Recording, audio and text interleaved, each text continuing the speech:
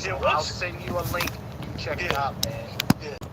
Once you learn all that stuff, I mean, I'm not a technical guy, but once you learn that stuff, it's a lot of stuff to learn from Features the and basics.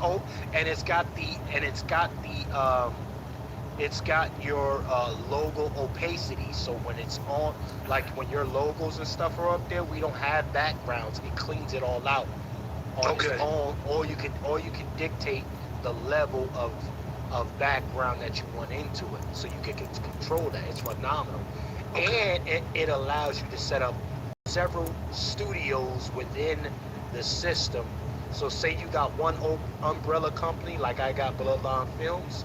Yeah. Under Bloodline Films is on their necks. Is the cook up, and it's Pat Talk. All Oh, up so you under that got umbrella. everything right there. It's right there in front of you. You ain't It's got to go all look. right Yeah. there. So when we live with y'all, I go to the Pat Talk studio, and Okay. everything that's preset in the Pat Talk studio is already there for me to plug and play. Okay. Instead of like with StreamYard, we gotta clean stuff out, shuffle it around. Nah, it's already press and play, ready to go. Intros, outros, all of that. Okay. Dr. Short, you ready? Just about. Let me just do one thing. This thing is weird. But hold on one second. I'm gonna just go on to one more plat. I need to put two more streams in. How you doing, guys? We're about to go live. I beat the bitches I'm in. I'm going after all the illegals. I'm gonna take them all down. This is a golden era. All you black people been crying over Dr. King for years. I'm gonna tell you who shot him. Yeah, they shot him right on the balcony. Can you believe it? And he died. It wasn't even at a Holiday Inn. It was low budget. It was completely terrible.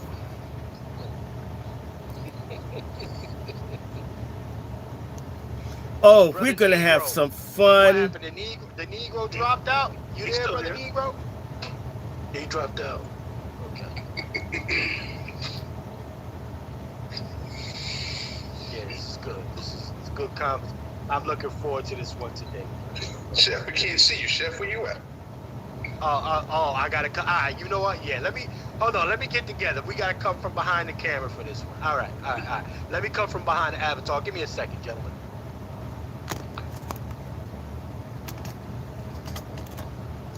I got another channel on. Hey guys, I don't care, but I may have been messing with some of the staff. Don't tell Melena. I had to Didn't get that. Could you try again? Oh my God, Siri's interviewing me.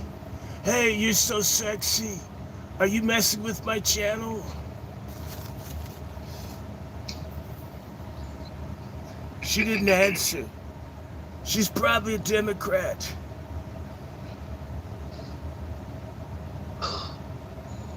So Hey, did anybody notice it was like among the sisters, it was like a blackout? Yeah, yeah. Well, somebody called me. I got a phone call from one of my mentors. Mm-hmm. And she was like, "What you doing?" I said, "Watching the inauguration." She said, "Why? We're blacking him out." I said, "What? What? We're not helping his ratings." I said, "What are you talking?" I said, "Okay," because me and her don't like to talk politics because we disagree, right? Mm-hmm. I said, "She said we're not helping his ratings." I was like, "His ratings is going to be high regardless." Like, it's funny because a lot of the black coons and dick riders, what they did is they turned up their Martin Luther King celebrations today. Right. As a protest. A combat to what is going on with Well, again, remember they had they was going to use this to coronate. Yeah, Johnny Jackson. They was going to use. They were trying to use this as, like you said, coronate Kamala Harris, but it backfired on it. It backfired on it. So. Thank you. But this speaks to again to just how out of touch they are, and they don't know the danger that they're in.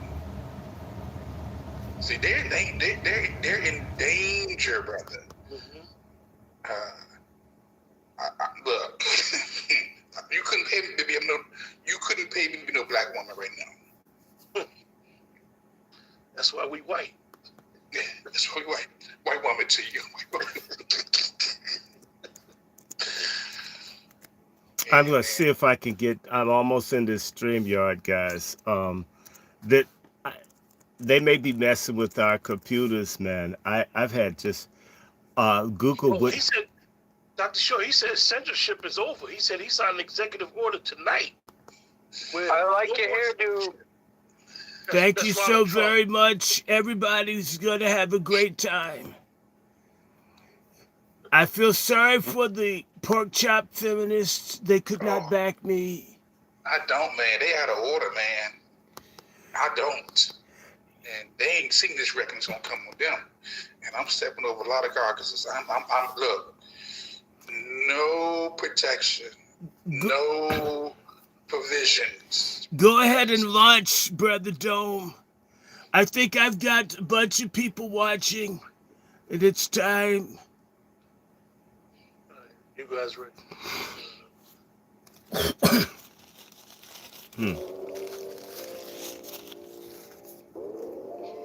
Peace and white power.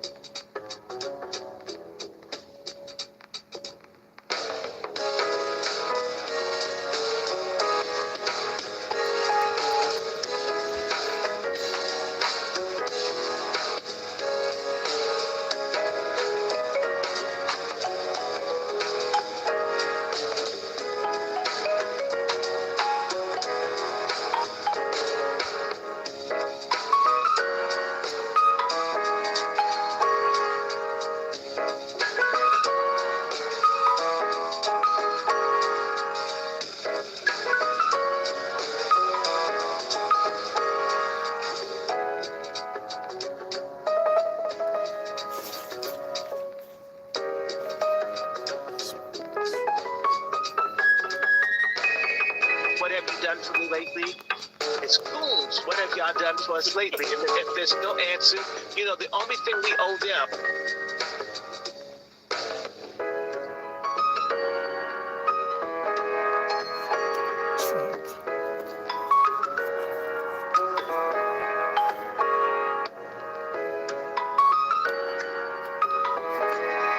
MFM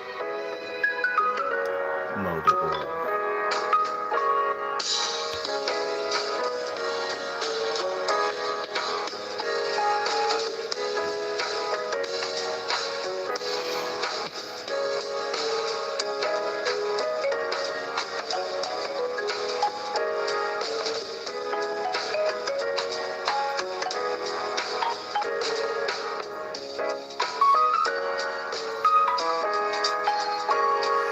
Ice, ice, baby.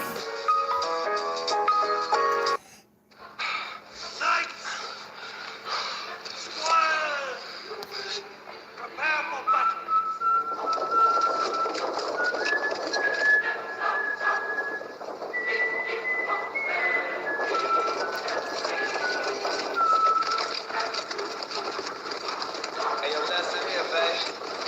Come with the king. You best not miss.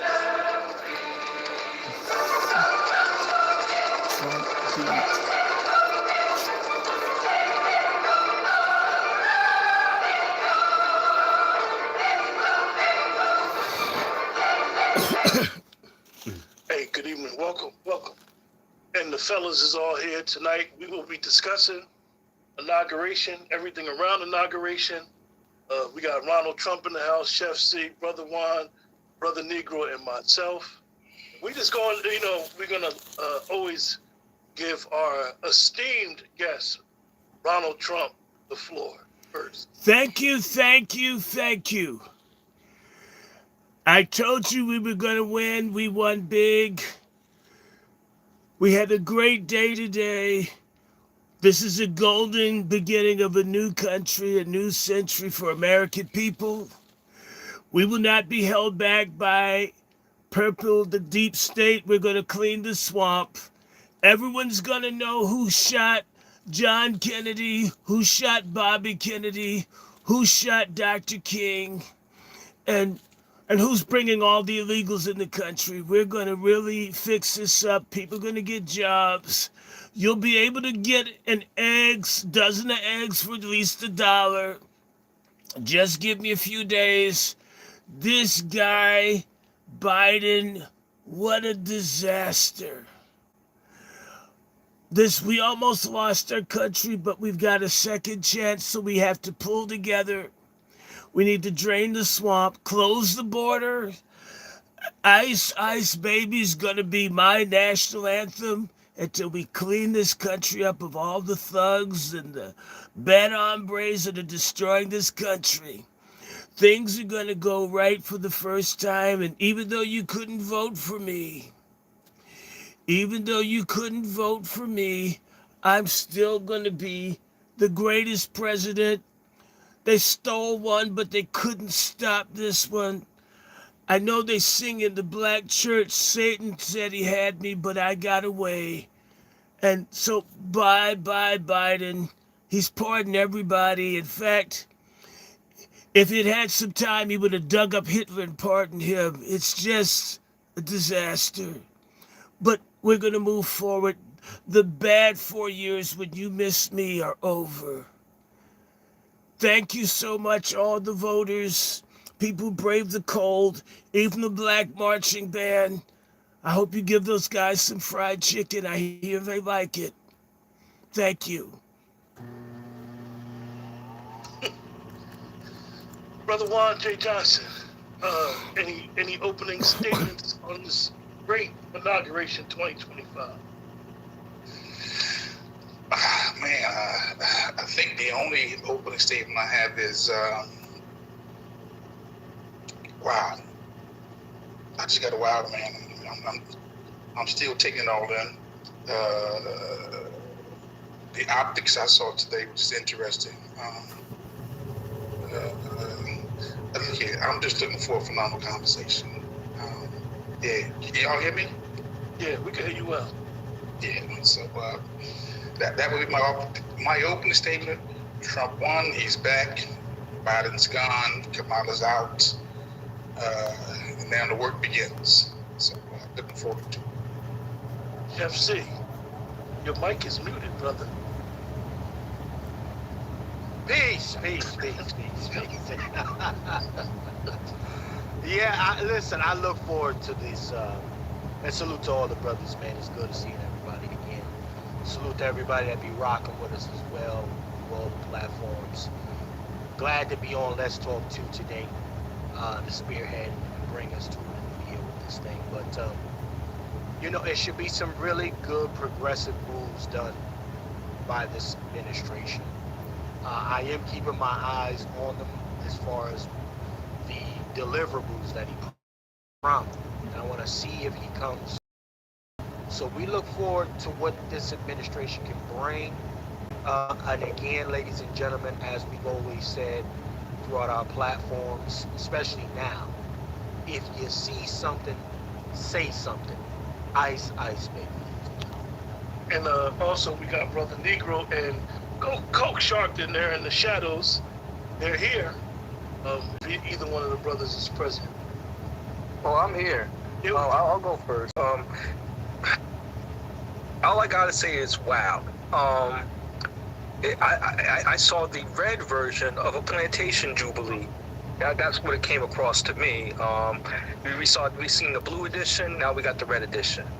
And especially you top it off on MLK, Doctor and Reverend, or I'll say Reverend and Doctor Martin Luther King's Day.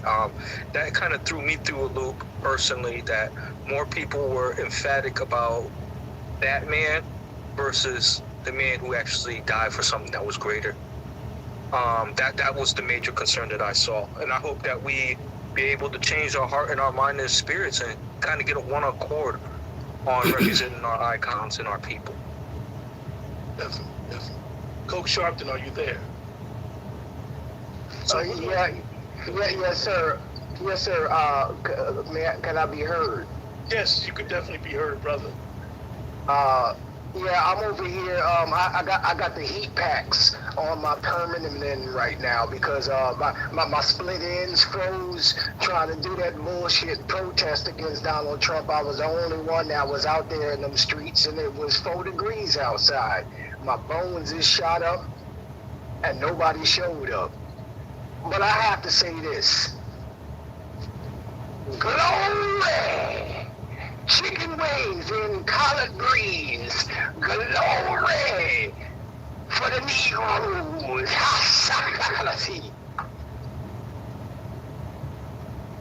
Well, you definitely came in with a bang. So look, you guys in the chat as well as the brothers on the panel, we're going to play a clip. It's basically a summation of what President Trump, 45 and 47, what he said during his inauguration speech. Show it right now. Just 1 second.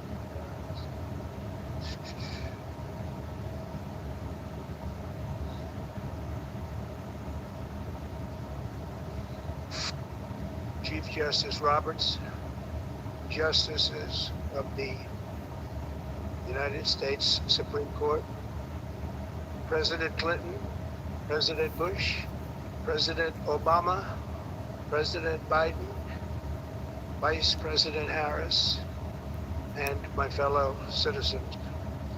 The golden age of America begins right now.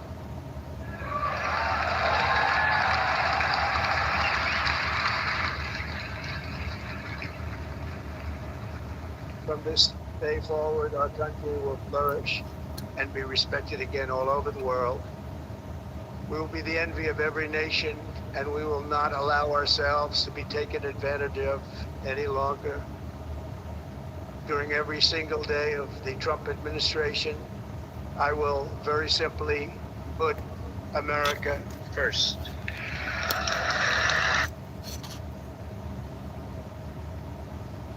The hardest thing is obviously finding products to sell and then getting authorized to sell those products. So with e-com authority, they've been able to do that. We're going to set you up on Walmart. We're going to pick out your inventory so that you can.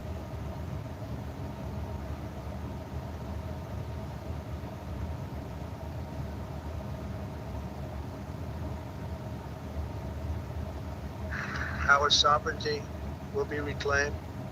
Our safety will be restored. The scales of justice will be rebalanced.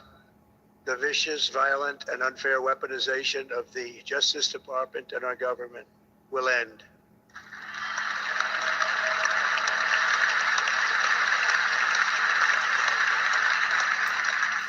And our top priority will be to create a nation that is proud, prosperous, and free.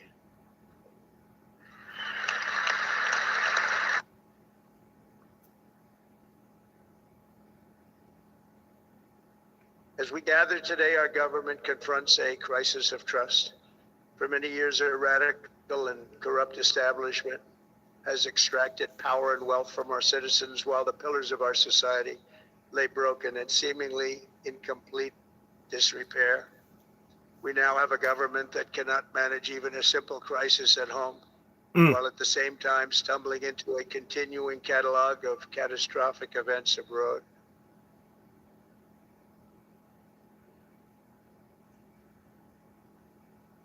Our country can no longer deliver basic services in times of emergency, as recently shown by the wonderful people of North Carolina, been treated so badly.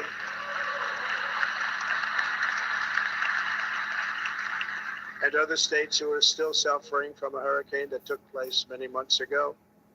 Or more recently, Los Angeles, where we're watching fires still tragically burn from weeks ago without even a token of defense. They're raging through the houses and communities, even affecting some of the wealthiest and most powerful individuals in our country, some of whom are sitting here right now. They don't have a home any longer. That's interesting. We can't let this happen.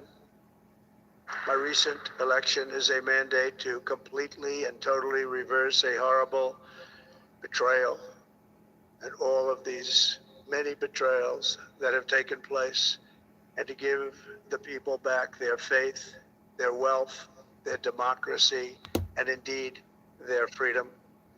From this moment on, America's decline is over.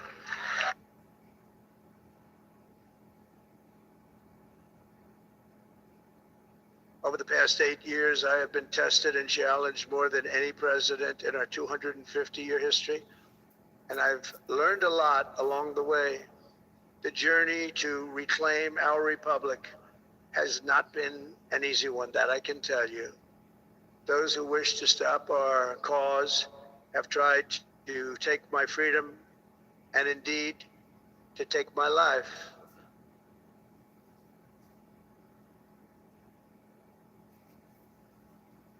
Over the past 8 years, I have been tested and challenged more than any president in our 250-year history, and I've learned a lot along.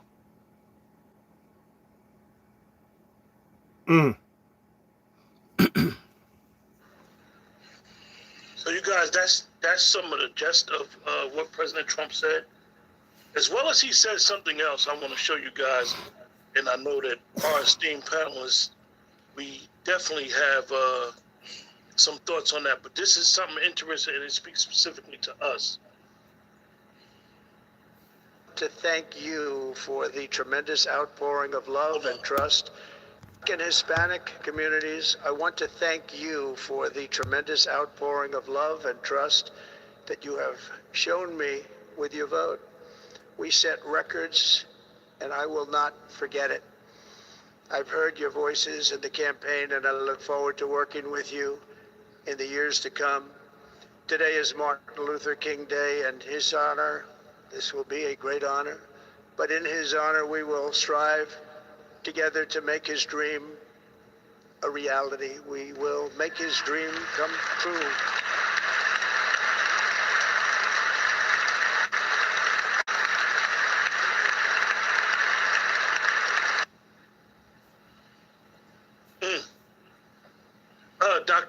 Excuse me, Ronald Trump, you have any thoughts on your brother giving this great speech? Black people need some money to go with black power. Dr. King died talking about a check needing to be collected, and I think people need to come pick it up. The boule wouldn't give it to him, but I would have tried to sign it. Brother Juan J. Johnson? Yeah. I thought what he said was interesting. Look, I know Stevie Wonder is blind, but if you have two eyes to see that our country was in a state of decline, morality, just think about how we've been these last couple of years. You've got to admit that we needed to see something different. Because I've always saw Biden as a weak person, very fragile. And with me, the type of person I am, when I see weakness, it's time for me to jump on that. I'm a predator. He prayed to the rest of the world. They knew he was weak. And when you get weak leadership, you get weak policies. He didn't show no strength. Since I say nothing. So yeah, we need a change. I wasn't willing to go 4 more years with him and her, or with her and the other weirdo. I mean, yeah. So I was look. Is he a Messiah? Hell no. Is he gonna keep his word? I don't know. But I'm gonna go with this. Just let me see and keep our foot on their necks. On the process. What do you have to lose? Yeah, Brother Negro. Brother Negro, you have any thoughts on this? I'm here. I got a lot to say about that. He didn't, Brother Negro, I know what you said. He didn't say Hispanics first. He said blacks first, but it cut from the broadcast. So I apologize for that.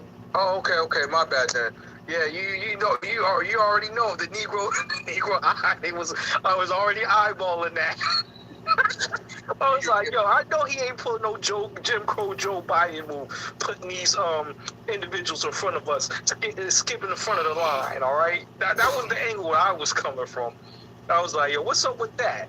And since that wasn't the case, I'm gonna say that, man, where's that reparations check, man?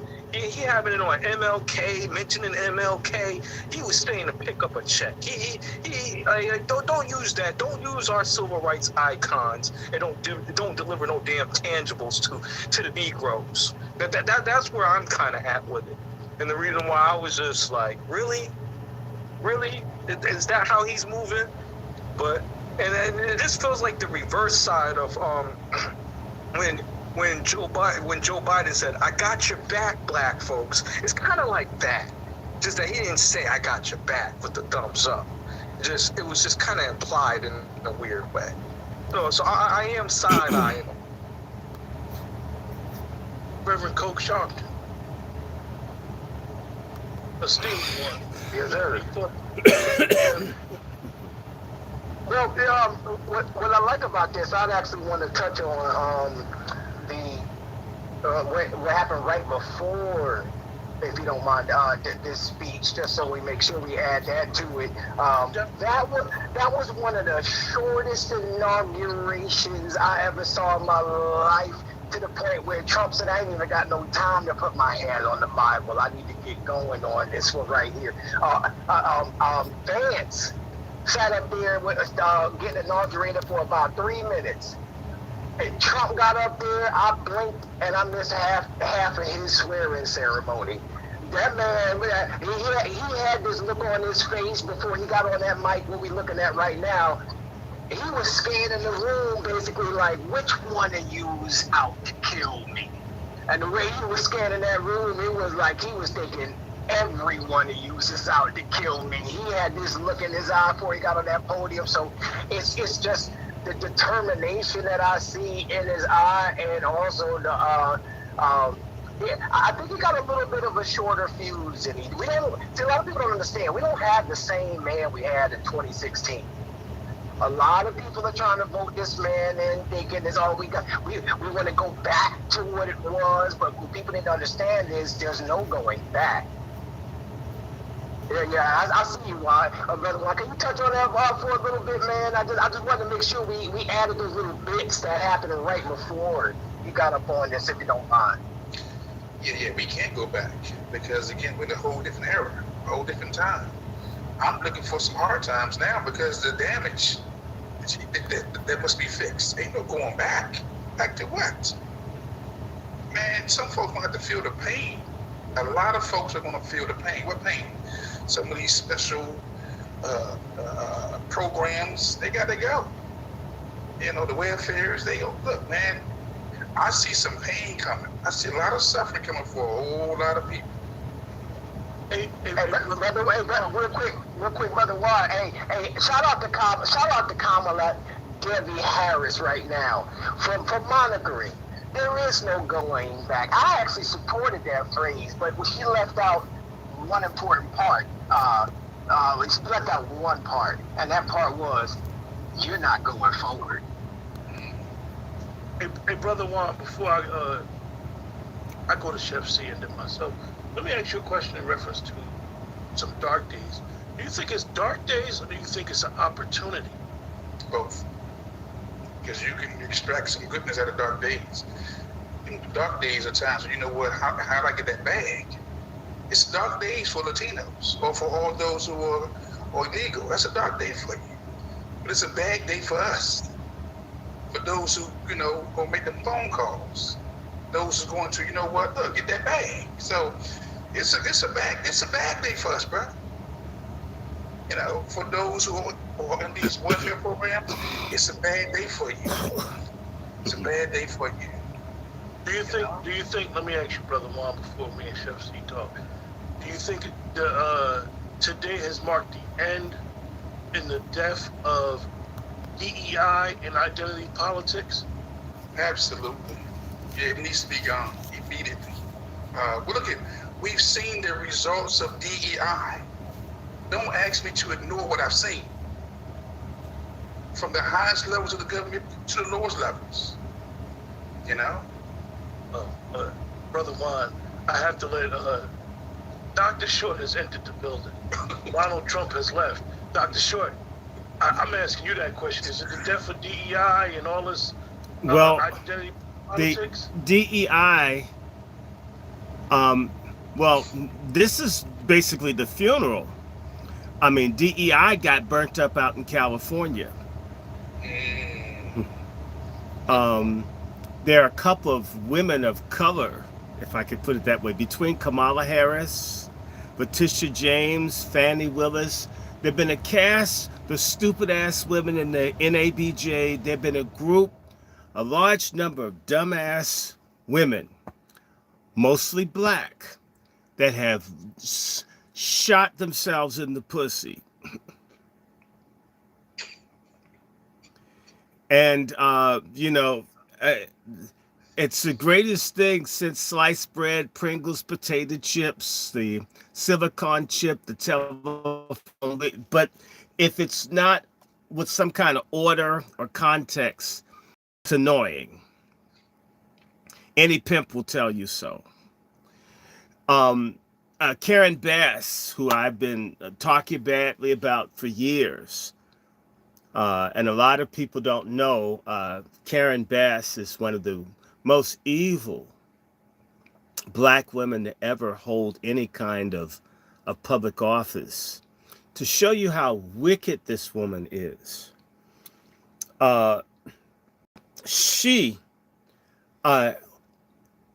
helped and did whatever she could to expand the eugenics programs, like, for example, Office on Population for people in this country and for people abroad. But in particular, abroad, they send defective and unsafe and sterilizing medications and things to Africa, the Caribbean, and other places. Even when they don't work here or they mess up women here, they're sent overseas. Karen Bass thought that was great. Remember Plan B and how it got withdrawn? Do you know Karen Bass was supporting that stuff still being sent to Africa? Just because she could only kick out one baby for the taco she was married to doesn't mean you have the right to want to sterilize all the other black women in the world. That mannish-looking thug is a eugenicist and a communist. These people are absolutely crazy on this feminism and all this other stuff. I mean, you want to kill live babies, and you say it's her body. Even when the baby comes out, they still get to kill the baby. It's her body. Isn't that murder? In fact, if a man hits a child that's a teenager out of control, you're ready to take him off to jail. But a woman that wants to kill a baby that survives an abortion is a superhero. This is the logic of these people. And it all centers around killing children, destroying the family, destroying everything, and trying to create some order in which women become gods. It's sick. It won't work. And if you're God, you shouldn't need a tampon box in your restroom.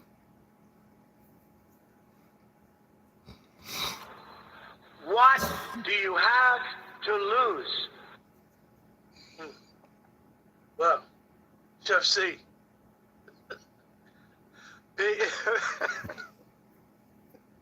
Listen, let me say this, gentlemen. Shout out to Obama's wife for not showing up. They were taking. Shout out to Trump though. He was taking so many jabs, and we saw Kamala Harris having a hissy fit. Biden damn near losing his mind in the front seat, having all types of tantrums. Let me tell you something. I was just trying to look for Michelle. I was looking for Michelle Obama to show me what that they go low, we go high shit looks like. Yeah. When when Trump was laying the hammer down, talking crazy about the failures of this past administration, sister girl, what? She couldn't take the heat. She couldn't sit there and take it. So she just said, "I can't even be in the building. I'm not even gonna put myself through it." Well, brother, she's a giver, not a receiver anyway. Right. So sister girl said, "Listen, I know Trump's gonna go low, but in this moment, I can't go high. So I'm not even gonna show up." So she left the building and never even went there. But on the flip side of it, ladies and gentlemen, I will say this. For the last several terms, we've watched these administrations invoke the name of our brother MLK. Okay? And for me, I don't like the siphoning of energy off of his carcass. I don't like it. It's honestly, for me, it's offensive. Because again, they bring up all of the "I have a dream" shit and all of this stuff. Well, here's the fact of the matter. Our brother MLK, if you're gonna put some respect on him, talk about his one of his later speeches when he actually got to a place where he saw shit wasn't where it needed to be, like the other America. If you're gonna put respect on Martin Luther King, you go to that speech, not "I Have a Dream," that was co-written by 2 Jews and 1 melanated dude. It wasn't even MLK's speech, that "I Have a Dream," that they keep bringing up all the freaking time. So for me, as a guy looking on the outside in, these inaugurations become somewhat of a ritual as opposed to the ushering of a new progressive administration. So it's like a political freak off. Exactly, sir. Exactly. And the baby oil is the garbage that we all listen to. One of the things that I could say that I got from his speech is one of the first executive orders that he said he will sign is the censorship of American citizens.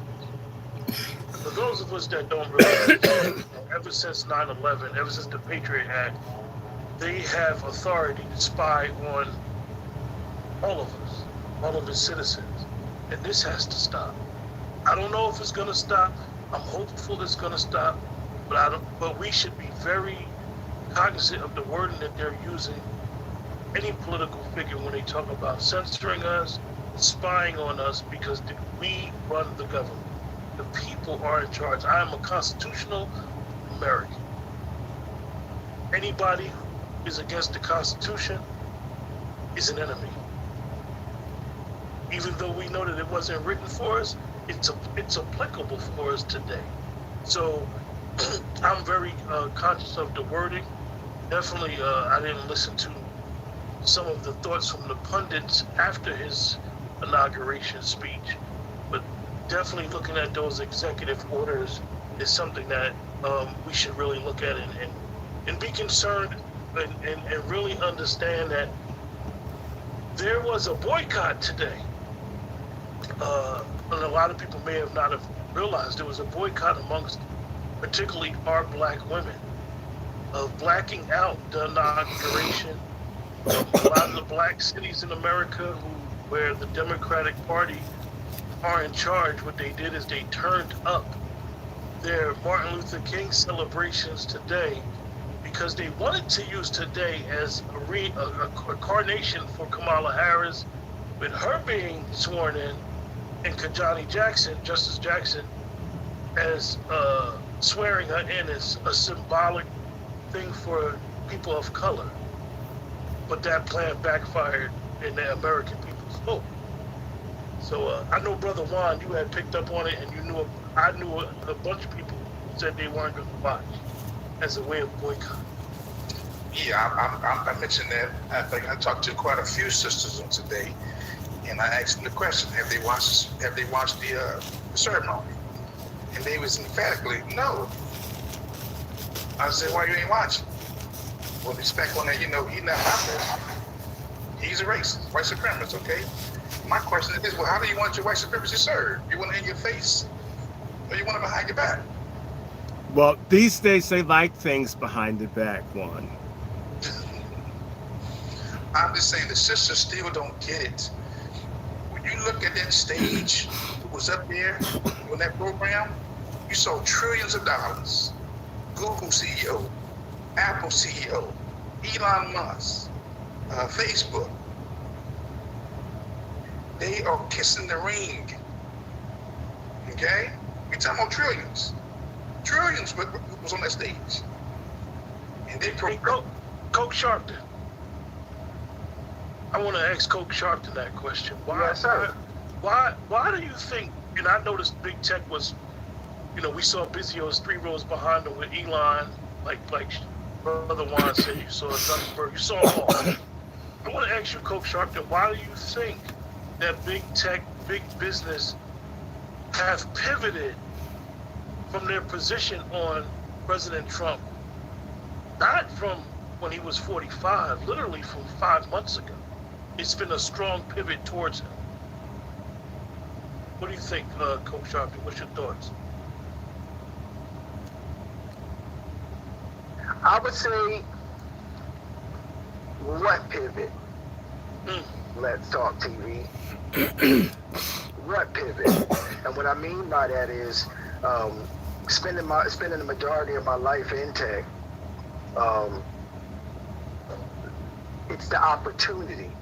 There's 2 different words that come to mind: opportunity versus opportunist. Now, when I look up here, a lot of people hear opportunist and they think it's not what they think. An opportunist is a person who exploits circumstances to gain immediate advantage rather than being guided by consistent principles or plans. See, when it comes down to the tech stuff, it's about creating air products. And what I mean by air products is put Facebook in my hand, put Twitter in my hand, you feel me? Put Amazon in my hand, put Uber in my hand. Uber's not a car ride service. That's how they won that lawsuit against the taxi companies. Uber is a matchmaking service. They match people who are willing to liquidate their vehicle with people who are looking for rides, no different than a Tinder. Swipe left, swipe right.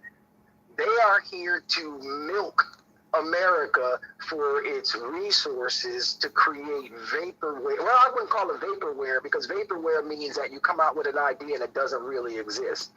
They do provide a service, but you can't put it in your hands. So if you look at Elon Musk is actually a liberal cosplaying as a conservative. You see, let's talk. That's what Elon Musk is. Let's not forget where that Tesla still is part and parcel in the Bay Area. Elon realized that, hey, it's more tax advantageous to go ahead and move over to Texas, and Austin gonna give me half of the city. So let me go ahead and move shop over to Texas. Let me start acting like how the Texans act. Let me get me a cowboy hat, cowboy boots, all of that stuff. As one of my favorite people that I won't mention on this platform, because we don't support platforms that don't know. Well, actually, but Star, Star has supported on their next podcast and all of that. And as Star says, I ain't got no friends. Don't believe in tribalism, and I vote for the winner. See, when Donald Trump won, he fell back. He was like, we ain't rocking with Trump. But when Trump, started bubbling up, hey, MAGA, all of that stuff, and I'm going to make my own MAGA hat. He doesn't rock with Trump like that. He actually would disrespect Trump if he had the chance to, and I'm talking about Elon Musk. When he stood up on that stage with that black MAGA hat, that's a shot. That's a low-key shot. I'm not saying that they're intentional in what they do, but these are immigrants. Let's be very clear.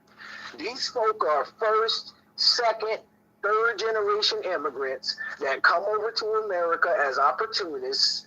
They get involved in tech, and then they blow the situation from there. The tech space is one of the biggest debt creators in the country, right? All I got to do is come up with some idea. That's one of the reasons I actually got into tech.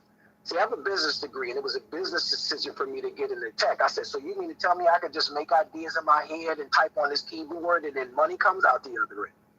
They say less. But they just take it to the next level. Now, I noticed that they try to prevent people like myself at the HR and at that level of it. But these are folks that get clicked in with your Stanford universities. They get clicked in with your MITs. You can try to cosplay conservative all you want to. You're going to have to see MIT. You're going to have to see Stanford. Where is the money at? And how can I push the government to create tax abatements and things like that? You look at Tesla, tax abatements, all of that stuff. Who's got the rock is the question. And that's who we're going to rock with. And hopefully that answers your question, sir. Oh, great. Yes, no doubt you definitely answered that. Dr. Short, I know you had talked about, what you call him, Vimaswamy again? Stamaswamy or vasectomy. Ramaswamy. Or vasectomy. You can choose. Both are accurate. So he stuck his neck from up under the sand and showed his face in the rotundo today. I know you had Dr. Short. One of the things, for just let the panel know, and everybody knows Dr. Short, one of the unique qualities that Dr. Short has is he has a unique foresight on things to come in the future. And he always advises all of us individually and as a collective of things to look forward to. Dr. Short, you got some foresight on what's going to happen with Vimaswamy? Stamaswamy or vasectomy. It's easy. I mean, you know what a vasectomy is. Maybe you can't say it because you don't want it to happen to you. And Stamaswamy. What's your thoughts with him? I know you said that he's basically he thought he was going to be in a position, and then he offended Donald Trump's base, He's model minority political roadkill at this point. He fucked up. You know, just because these racist people bring over Asians and others to attack we Aboriginal Americans, and again, me being I have to use a term because people don't, Indian, African, and white, which is what we are, a blend of these peoples. But we're indigenous to the United States. And there's always been an effort to manage, control, and deal with us. They've always brought various immigration issues against the indigenous population, which is us, right? Just because they blow smoke up this Indian's ass like they did Bobby Jindal and they did like Nikki Haley and all these other Indians that are over here that are doing anti-black things, it does not mean that you are an honorary white person with full status. Even the white folk in Western North Carolina weren't white enough to get the help that they deserved. They let those people be destroyed. I mean, that is the most brutal thing I can see since Katrina, to see thousands of people's lives destroyed, and they have white skin. The social contract in this country, if you're white, certain things don't happen to you. And so the social contract was broken just around this, and the social contract's broken with all the little Jewish people shit. They haven't had this much shit burnt since Hitler. Okay? Stamaswamy and these other people have been brought in to deal with us, but they crossed the line the minute that they think that they're going to appropriate white Protestant establishment status. That isn't for him. He's a Hindu and he's a coolie with some money. He shot his mouth off talking trash about white people. He had no right to do it. You don't go anywhere to any country as an immigrant or anybody, and you're trying to aspire and be in the public sphere and just trash scores of millions of people and think people are going to like you because you're the melanated person of color party favorite canapé in social circles where people want to say, look, we don't hate black people. Look, we've got Vivek here, or we've got these other people that they're putting on the news and everywhere else. We don't hate people. Look, we brought in people from another country that are almost as, or dark, same colors of people. We don't hate people. This fool has gotten his coolie wake-up call. You are a chutney, curry, tandoori bread eating nigger. What do you have to lose? He's stupid. The difference between Vivek Ramaswamy and I is I can walk into a room and no matter how angry people get with me being there, they can even put me out. I can say my ancestor was governor of Kentucky, vice president of the United States. I can say I have ancestors that were at Massachusetts Bay, ancestors that were at Jamestown. In fact, Jamestown is named for my uncle. Vivek can't say that. You can call me nigger, you could do whatever you want, but the history is I belong here. I'm son of King Charlemagne. I'm grandson of William the Conqueror, and a whole bunch of us are. And they can lie about it, can discriminate about all of it, but deep down they know it's true, which is why they lock their accounts on Ancestry and destroy things and burn things, because we constitute the original American people, and nobody coming in here, no matter how they do it, that includes this Jew Elon Musk, who's made his money back in Africa off of the enslavement of people through apartheid and everything else and genocide. Even he isn't fully accepted. These people don't understand there really is a class and caste system in the United States. And contrary to Vivek Ramaswamy's understanding and the American caste system, he is still a nigger with money, with this kooky religion and all the other stuff where they run around with rats and play with cow shit every year and so forth and drink cow piss and think it's a soft drink. People know this. They don't talk about it because they're simply using people like him to bother people like us.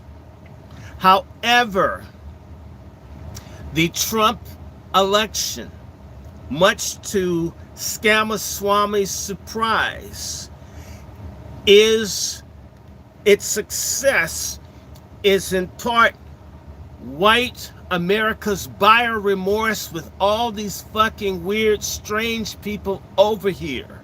Kidnapping, pushing dope, raping, drunk driving, job stealing, scamming people who hate this country, who are not interested in becoming Americans other than looting and taking what they can take back home. They're tired. And in reality, there's a silent thing. You know what?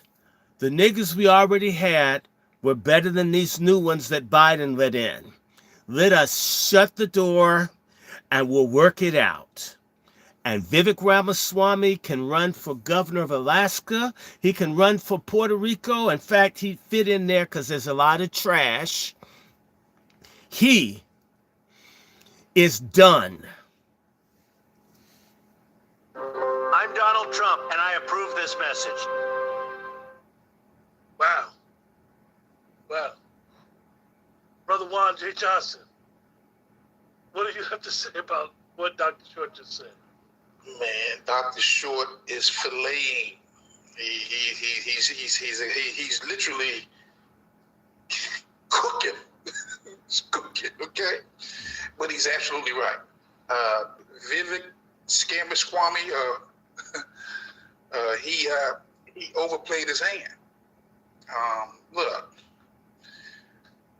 we can talk about white folks because we do it all the time. But when they talk about white folks, the foreigners, you see that beehive, that white hive come out. Yeah. He doesn't have the standing. Look, I can't stand him, but the governor of California is my cousin. And that's one of the things that we have to look at, how those people, white nationalists, view, like Dr. Short eloquently put, how they view, quote unquote, their blacks. Mm-hmm. If you listen to what Steve Bannon is saying, Steve Bannon has always been American first and a Trump ally. He basically said he's going to protect Donald Trump by any means necessary of Elon Musk and Ramaswamy. Ramaswamy.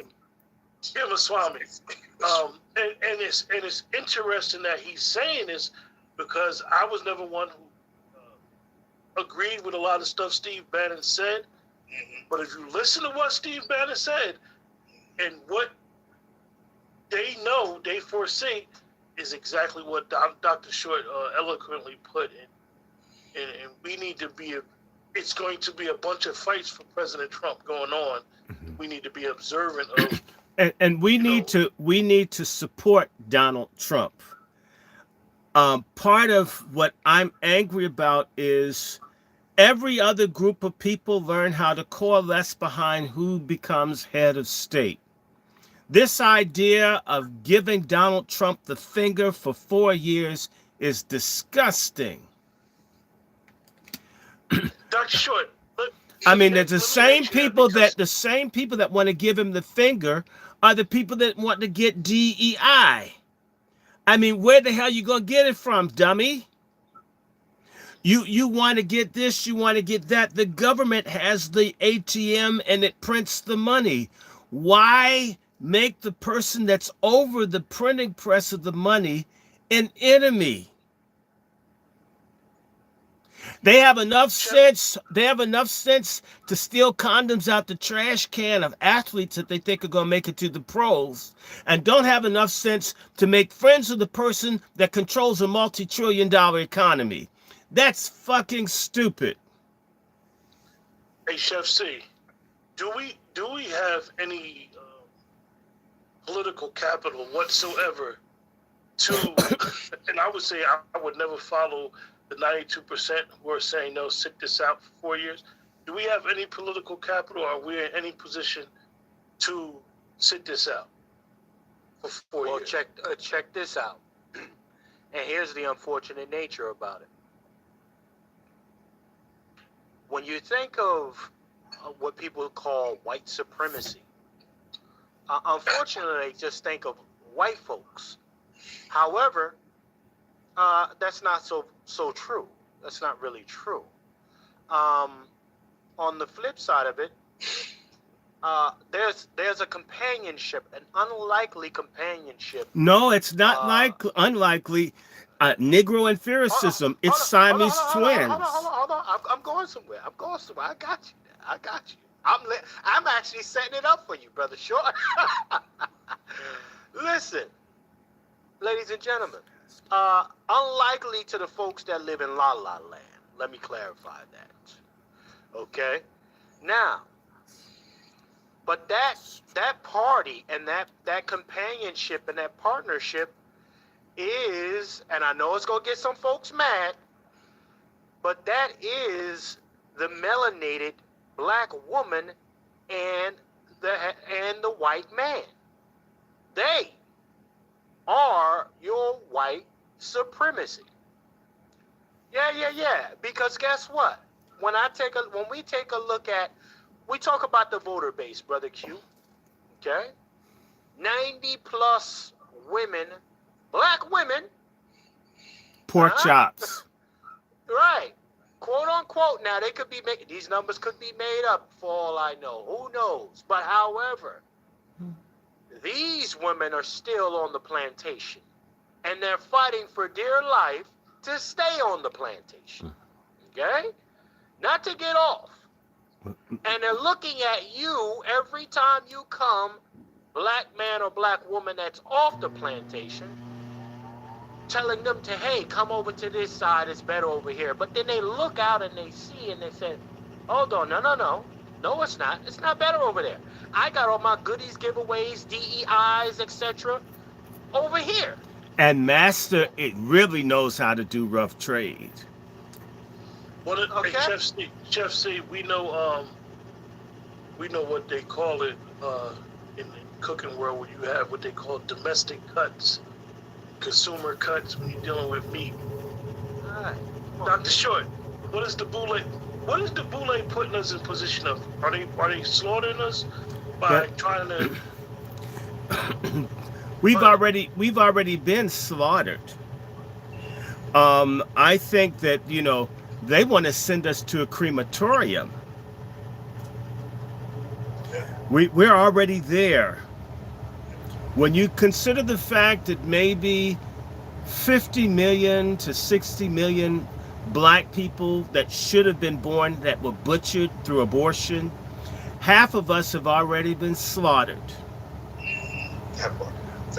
Under the name of women's liberation.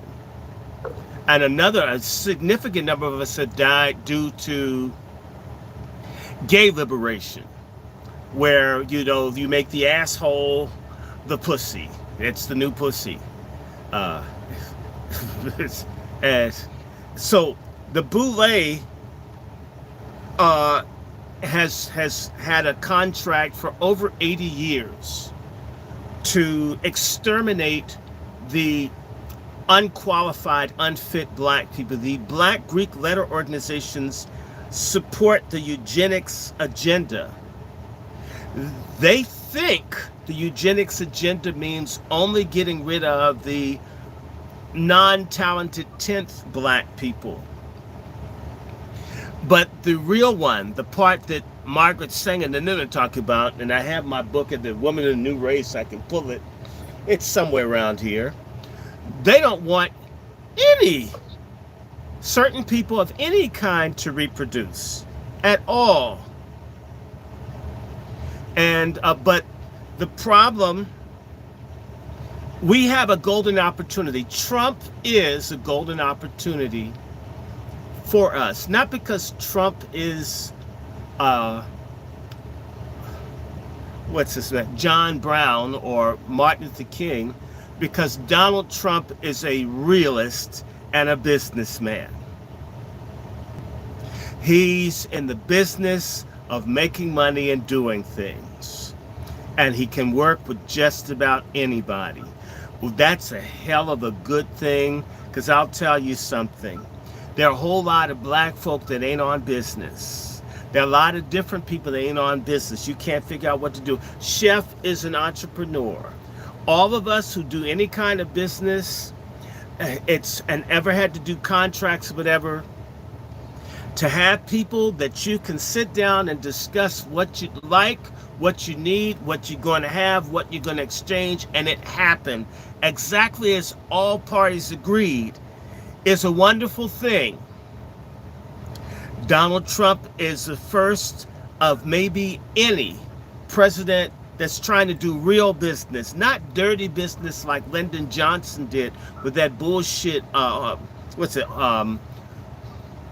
society, great society, but in reality, a realistic society, and where people have an opportunity to do whatever it is that they got to get done to make it. This is what we've got. That's the first time we've got some people talking about literally you can get some of the stuff that you need to get, and I don't have an issue with you getting it, provided you're not trying to destroy this country. That part. Um, Johnson and them said, we're going to give you something to calm your asses down until we figure out a plan to destroy you. Bingo. This is the first president. I'm And Donald Trump, and I approve this message. I don't care who doesn't like me. I don't care. He doesn't want to hurt us. That is unusual. Work with it. Make it work for us. There may be people around him that want to hurt us. We have people amongst us who want to hurt us, as Chef C was talking about. We need to use this time that we have this person in power to create a genuine movement for the uplift, restoration, and advancement of our people, where we purge out our traitors and we fortify ourselves from the people outside of our community that hate us. It's going to be a part of life. I don't know. A lot of people have a problem with me using the word nigger. Where I came up, I got called nigger so much, I didn't know it was bad. I learned nigger was bad from television. I mean, you heard it, just everybody called. I couldn't have fought. I would be the world champion in boxing if I had to punch and fight every person that called me nigger growing up. I got used to that. I learned that some people are going to say that. And certain people didn't even mean good. Someone says, hey son, who's your nigger friend? And they didn't mean they hate me. That's how people talk about us. I mean, what am I going to do? Fight this guy's father? I'm like six years on the dance. Army veteran? Hell no. We have to learn how to deal with adversity. There is some confusion among Black Americans where they confuse racism with adversity. They confuse life's always going to have problems. And people that we call white don't have easy or uncomplicated lives. It's a lie. Dr. Short, could you say what you just said again, please? Black people confuse adversity with racism. Racism exists, and so does adversity. And the same way that there are awful people who are Black, who prey on us, who rob and rape and spread disease. I mean, if all of them were strung up, I don't care who does it, I would be glad. And then there are righteous Black people that are wonderful. And likewise, there are white people that are phenomenal people that would do anything they could do to help you. I have met such people. They've helped me when nobody else would. And then I've met white folk who don't care. And then white folk who actively are working against for whatever reason. And some of those white people attacking you are actually part Black who are trying to make their bones as white people. There are millions of people pretending to be white. I have family masquerading as white people in Iowa and in Virginia and in Maryland and in Pennsylvania. And they know all about this stuff.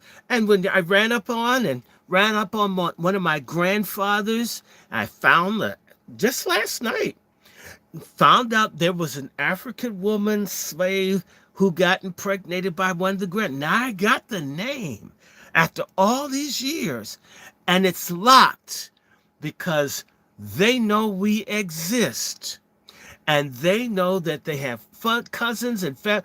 There are a lot of people lying about who and what they are. That's part of the matrix of America. Black American people are going to have to be taught, as Jewish kids are taught, to have chutzpah, to say there are going to be difficulties being Black, but if you are smart, if you are studious, if you're righteous, if you develop a talent, a skill, and an ability, if you can coalesce with other people, you are unstoppable because you are connected to God.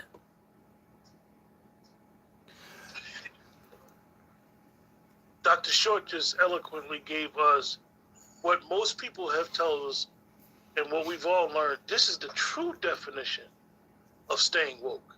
Staying woke and being able to navigate in this society. The oppressors of generations who have kept you down with myths of opportunity, and we give it back to you. Woke, Brother, my friend. Hold on, real quick, brother Q. You asked me a specific question, brother Q. You asked me, where is the political capital, if anything, that is left? And I say for everybody that's in their states, it's local. Okay, the political capital, you get involved with your with your local politics there, the mayor office, etc. You can shake some trees, y'all. For real. You can get some people ran up off the block. And you know what? A lot of times they're not hard to find. So if you want to see some adjustments taking place where you live, where you reside, don't always look to the federal level or all the way up to the White House. Handle where you are, and that's local. I'm a land. There's capital within the family. Again, Black American people, I almost wish I had a baseball bat and I could pop people over the head the next time I hear someone talk about white people breaking up our families and slavery, when folks don't want people to know the names of their fathers right now. We've done more to destroy our family unit in the last 40 years than what any plantation person ever did to my family. That's a goddamn disgrace that we don't know who mama and daddy are. We talk about a political organization, and there are people that don't know their parents' names. Do you know that's on par with when I go through and I look at death certificates and records, a disproportionate number of the people that were sold when chattel slavery existed in this country were children who often didn't know who their parents are. We are living in a worse form of slavery in certain ways than people long time ago. And what makes it worse is that your goddamn mama or grandmama or whoever, or you sorry, loose-jointed Negroes who make these babies out here who don't want to claim paternity, to not even convey who a father or a mother is to a child. How are you going to have any kind of movement or society if you do not have a family unit? You need to go local and into the family, and I'm going to say this. We got a real problem. There are two groups of people. They're whore-ass black men and whore-ass liar black women. And we're going to have to become a people that hate lies. Not just white people's lies. I'm sick of talking about white people. I can't wait to get back to talking about white racism, but I want to deal with black on black racism. And yes, we have enough power to kill, exterminate, destroy, backstab, steal from one another, which we do in horrific numbers. We need the political capital that we could gain if we were to declare an amnesty that we're not going to murder, rape, abandon, impregnate, spread diseases to, divest from. There's a whole lot of shit that we could just do. Of the heart, of the mind, to just decide. Everybody talking about what's Trump going to do. God damn it, black men and women, what are we going to do for self? For your children, for your grandchildren, for your extended families. Why is it It has to be on television, or it has to be something that's celebrated by another group of people. This external motivation, this deflective thinking, I mean, you only get into it if because someone else did it, not because it's good itself. You don't like who or what you are. If we had just that sense of, I'm going to respect myself and others, love self and others, cooperate with anyone I can, this was the foundation of all the black progress. The minute slavery ended, the people were terrified of the energy of our ancestors, who they couldn't stop from doing practically anything. They just start making laws and everything to stop these people. These are people who couldn't read and write, but some of them had the ability to work together. Their word was their bond. But alongside that, anybody, I got my Frederick Douglass book here, but I'm not going to bring it out. We've had 2 black communities. A destructive Luciferian black community full of no good black folks. To me, I wish I could be Hitler. I'd gas all of you. All the no good black folks. Like, I can recall weeks after Martin Luther King was shot and killed, within a year, I remember seeing adult black men inject heroin into the arms of black children to get them hooked on dope on Capitol Hill, here in Washington, D.C. No white person did it. Yes, the CIA and them sent the drugs over here, but they needed the cooperation of pathological, Luciferian, degenerate black men in particular to do this to their own people. The slave system that kept our people in check, it required that there were black men that used their bodies to hurt their own people, as long as they didn't get beat as bad as others. As long as the rogue, filthy, black trash element is not dealt with, expect no change. And black trash isn't limited to the income level, because black people with money are some of the most vile and despicable people. Whether this Oprah Winfrey or this, oh my God, the basketball playing nigga from Ohio. Can't even get his name out. The one that has the Frenchman. These people, money does not make you righteous or holy. We must have a moral, ethical, spiritual revolution. What woke used to mean was that I was woke up to God. Woke up this morning with my mind stayed on Jesus. Not an escapist Jesus, but a Jesus that fed hungry people, helped sick people, raised dead people, spoke up for poor people. Being woke was being righteous and having virtue. Not cursing white folk, being gay, destroying property. God damn those people. Wow. God damn them. Brother Negro, I apologize for getting you behind the shadows. You and Coke Sharpton, whichever one of you guys would like to share something.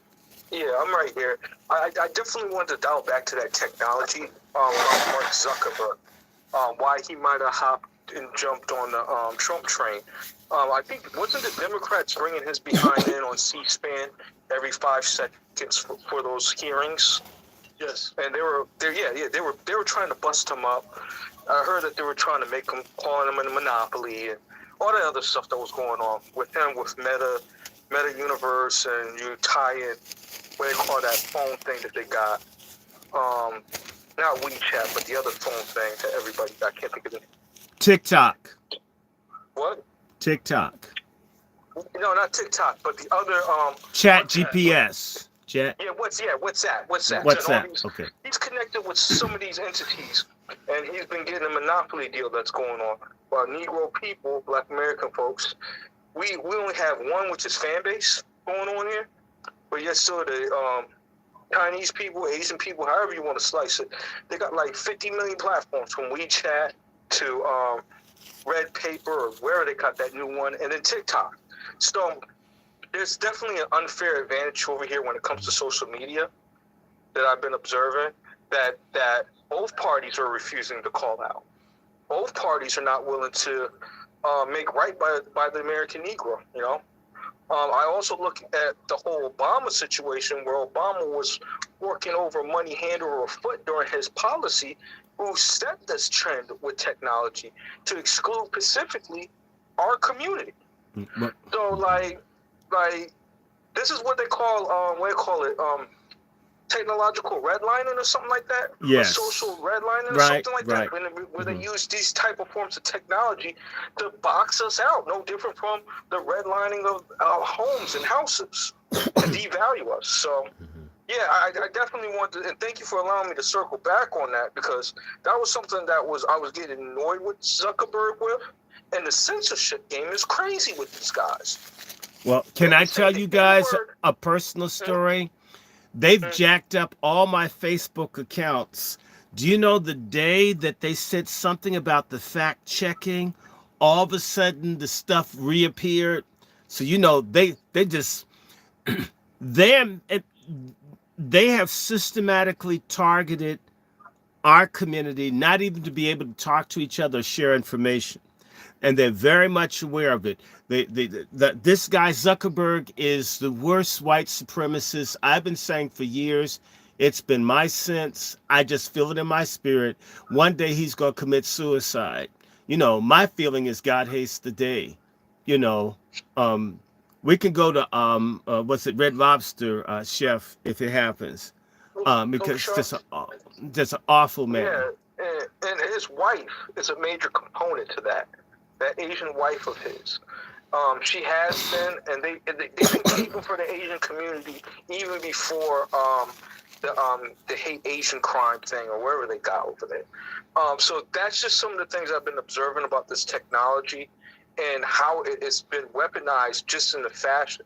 Another reason why they were bringing Zuckerberg up there, it was because... Or Mother Zucker, as I call him. Yeah, Mother Zucker. He's allowing these guys to become radical on those type of platforms. Sure he is. And the thing is that he's been called out for, but there hasn't been any like repercussions for him for the radicalization for the J6ers or when people shoot up these clubs and stuff. It's because when you start peeling back onto their Facebook page and all the stuff that they've been saying, they had this anti-black, anti-Negro perspective that's out there that all these killers, these mass killers have. And that's something that hasn't been really discussed about on major platforms. But I've been watching C-SPAN a little bit, and that was some of the things that they have talked about is the radicalization that's done based off of these false social interactions on these social media web pages. Well, brother, that started with Obama as well. That the Department of Homeland Security warned Obama about this, and Obama refused to do anything about it. I'm hoping that this Trump administration, what comes out is the filth of the Obama presidency and the boule, the collusion of the black elite to destroy black people. Let me just say this because most black people don't know this. Most people don't know when this whole thing went to court hundreds of years ago over a black man running away from slavery, that he was owned by a black man. It was a black man that sued to have him as a perpetual slave. It was a black person that created or sued to have perpetual slavery.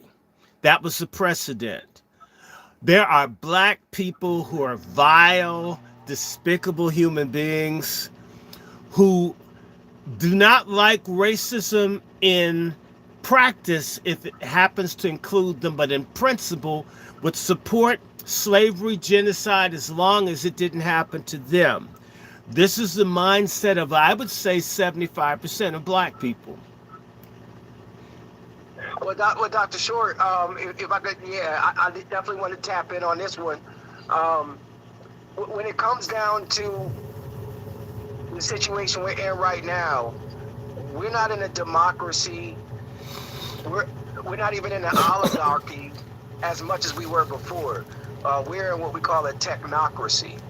Okay, and in this technocracy, you have it's the next phase of what happened from, say, the dot-com boom to all of a sudden Web 2.0, they call it, your Facebooks, your social media platforms and such.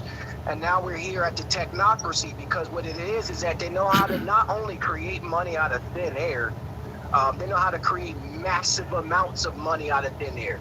Look how long it took for Michael Jordan to become a billionaire.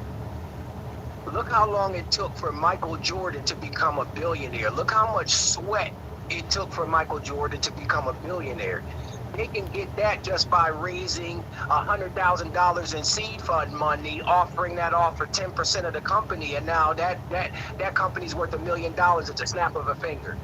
Add a few zeros onto that, and that's where we are. But now, and they started off maybe in the 20 teens. Not started off, but in the 20 teens, if you recall, these early technocrats were sitting in front of Congress, pushing that gavel in the direction that they needed to go. These are the biggest welfare recipients. Let's be very clear about this, okay? And so if you look at someone like an Elon Musk, he'll be falling under the guise of First Amendment. But what a lot of these people don't realize is they'll stand on, oh, my First Amendment rights, Juan, my Second Amendment rights and such. But what they don't realize is these amendments aren't sentences, they're paragraphs. And a lot of times they don't read the full paragraph. So for instance, the First Amendment, I always tell you, I was in a space last week and someone said, what makes you think you have the right to ask for reparations? And I said, it's the First Amendment right. And they said, for what? Free speech? And I said, no. See, that's very telling that you're not even of Ellis Island stock. You're of probably like 1980s. You're probably first generation immigrant, because the last sentence of the First Amendment clearly states that any U.S. citizen has the right to address grievances with the United States government, not your poor ass. Okay? But then you have your Elon Musties that sit there and claim free speech, but meanwhile trying to ban, in support of banning TikTok because it increases the equity of his platform X. So these are dollar store general patent patriots that are running around here, and this is to the point earlier where it is actually radicalizing a lot of these people through memes. Through the ability of I can say nigger with the hard ER. Guess what? This platform ain't gonna get taken down with me saying nigger with the hard ER. But let me talk about these small hats, and this whole broadcast will get shut down right now. You understand what I'm saying? And so that's where we are here, that these folk are pretending to be Americans, pretending to be patriots, but they're using the money and the funds of technology to further redline. Look at that Trump coin. You understand that one man put $1 million into that Trump coin 48 hours ago at 18 cents, and that coin jumped up to $70. You do the math. Imagine investing $1 million into something that's 18 cents per unit, and now it's 70 some odd dollars. And then they took that money out, and then there's no liquidity now. Right now, the whole entire cryptocurrency blockchain is shut down. Because what happens is they dump their money in, and then Trump, during his dinner, the Republican dinner 2 days ago, that's when they announced this coin with Elon Musk right next to him. That coin shot up, they got their money out, everybody put their money in, because they're the ones who they got out with. It's called the liquidity pool. Right now, if you have a car and you want to sell your car, and say you have a Jeep, and you want to sell your Jeep, and there's nobody out there with money to buy a Jeep, guess what? You're stuck with a Jeep. You can't sell it. You're hosed. And so now these people are sitting here with these bags. I'm seeing all types of broken TVs, broken chairs, broken computers, all of that stuff. But they're still sucking on Trump. As long as Trump's the one that got away with the bag, as long as Elon Musk is the one that got away with the bag, I'm fine getting my pants pulled down with no Vaseline. Let's go on to the Melania coin now. Let's go on to the Barron coin now. Everybody's got a coin. None of it's regulated. There have been more millionaires minted in the past 48 hours of our life that are not us than there has been, I'd say, in the past 5 years. I'm not even trolling y'all when it comes down to it. Now they got the funds. Now they got the resources. Now what are you going to say? Remember, good quote that I hear is, they hate you because you're black, but they can abuse you because you're poor. And when it comes to the poor, that's where these three-teeth people sitting up in the trailer park come in. Because that's when they say, hey, I'm poor just like you. And it's just like, yeah, but you can cosplay Trump a little bit better than I can. You got a little bit more resources than I do. And and it's not even a race thing at this point. It's a technocracy, because Elon Musk don't care about middle America, poor white America, Black America. They don't care about it. They're opportunists. They're not even Americans. I'm going to differ with you. He doesn't care about people, but it doesn't mean he doesn't hate black people. So I disagree with you on that.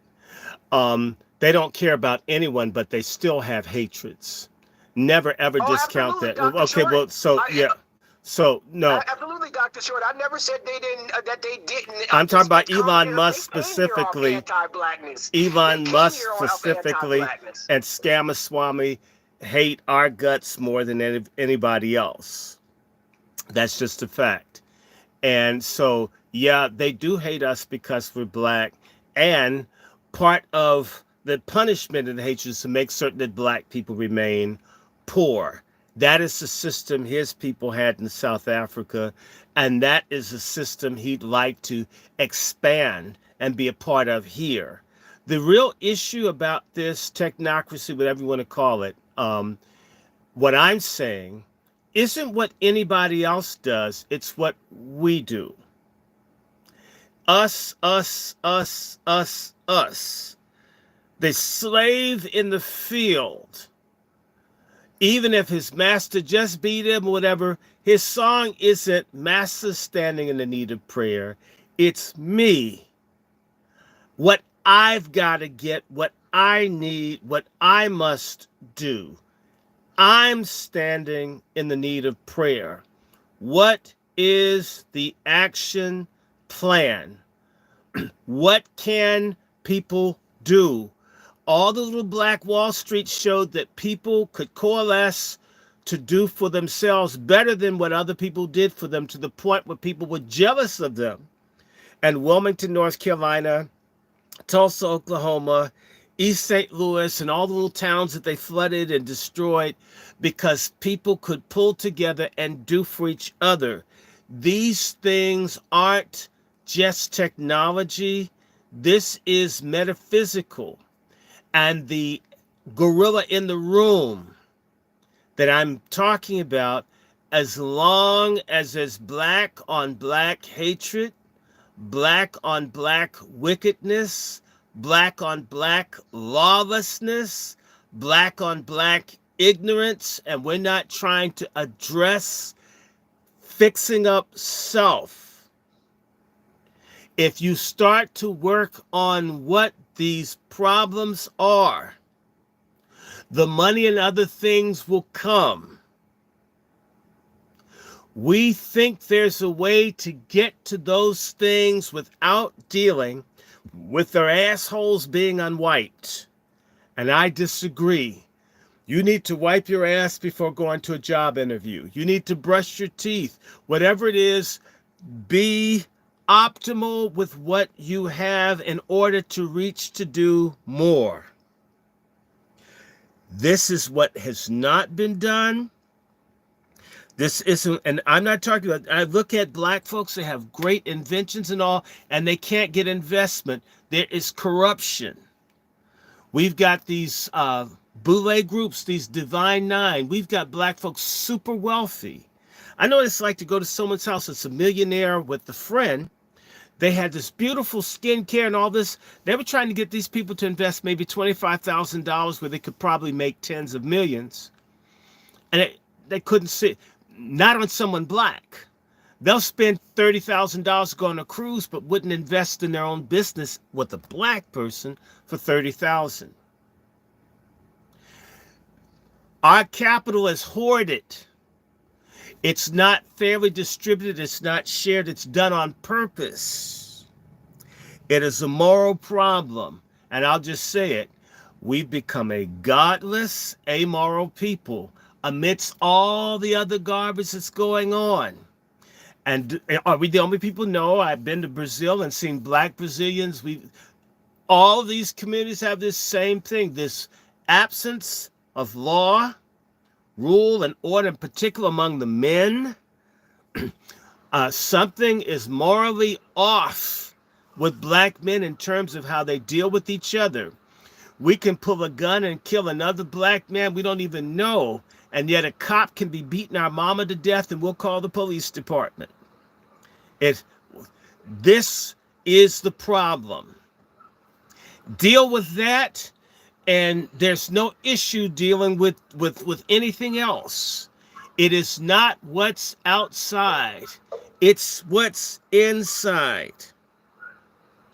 And this is the other reason why we have this very fucked up institution called the Black Church that is full of some of the nastiest, vilest grifters that are stupid, that have kept our people backwards. They have gained more and more influence, and they have crushed our forward momentum because, you know, when you go to McDonald's, you get hamburgers and fries, right? Seems like if I go to a church, I learn about holiness, community, family, unity, but you get bullshit and deviance. The black house is in complete disorder. We are insane to expect progress and prosperity when we have this sorry-ass state of affairs. It demands attention. What we're doing, not addressing this is like planning to have a house party and you've got rain coming through the roof and your toilet's overflowed because the crap is stuck. You must fix up. We get a little distortion from your mic. I don't know what happened. Well, they don't like... Hello? Yeah, usually we already know what that is, you guys. But what we're going to do is we're going to take a 45-second break, reboot the show, and we're going to talk about these pardons when we come back. That part. Hey, wait.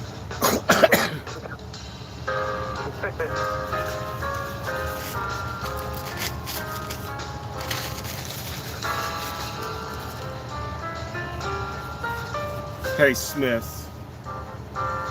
Yeah, they disturb these things, so just know when you start talking real stuff, they block it. Wow. So they're going to reorganize. Hello, everybody. We just want to have this inaugural talk. I think I'm going to stop in a second. I don't know what I got, SARS or COVID or something, but I'm just about over it. Thank everybody, Sister Devon, Sister Smith, moderators, Marcia, everybody. How is everybody? Yeah, you called me this morning. I was asleep. I was drugged out. Yes, I did. I took a fistful of pills and went to sleep. But I'm back up now and got a few seconds. And I got to get this thing fixed.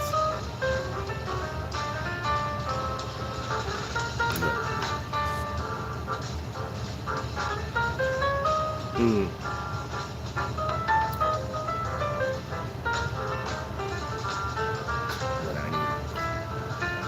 The thing I need.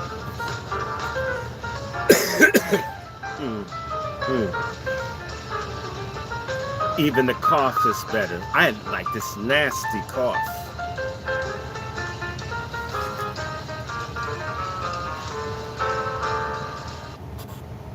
So anyway, Trump gave a hell of a speech, the little bit I heard. And I just hope that he succeeds. I hope that they can't stop him this time. We're gonna, Dewan B and I are gonna do a show tomorrow. Yeah, I had a sinus infection as well, Marcia. It wouldn't go away. C Diggs, I am doing a show 6 p.m. Eastern Time with Dewan B. We'll be talking about all of this stuff. And let me see. There's a glare on this. I need to put my eyes on.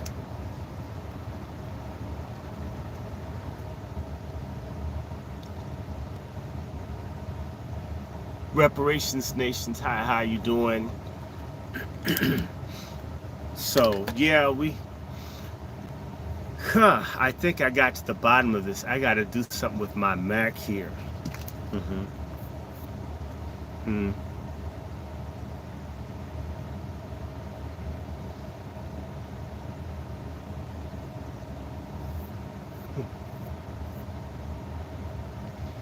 I haven't coughed that much this whole show.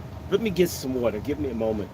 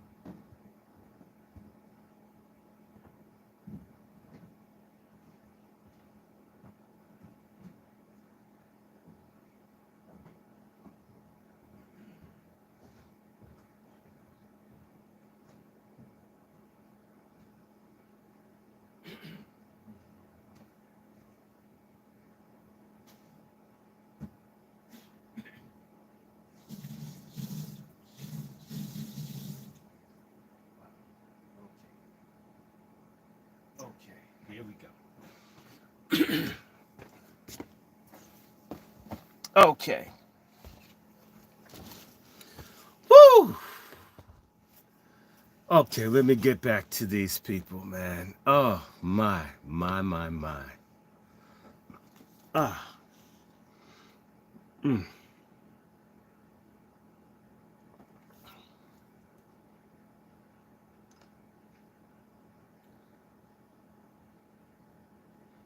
Folks who work with Fauci, not just I'm talking about the J6 committee and those administrators and those who did the research, and all the senators and their staff.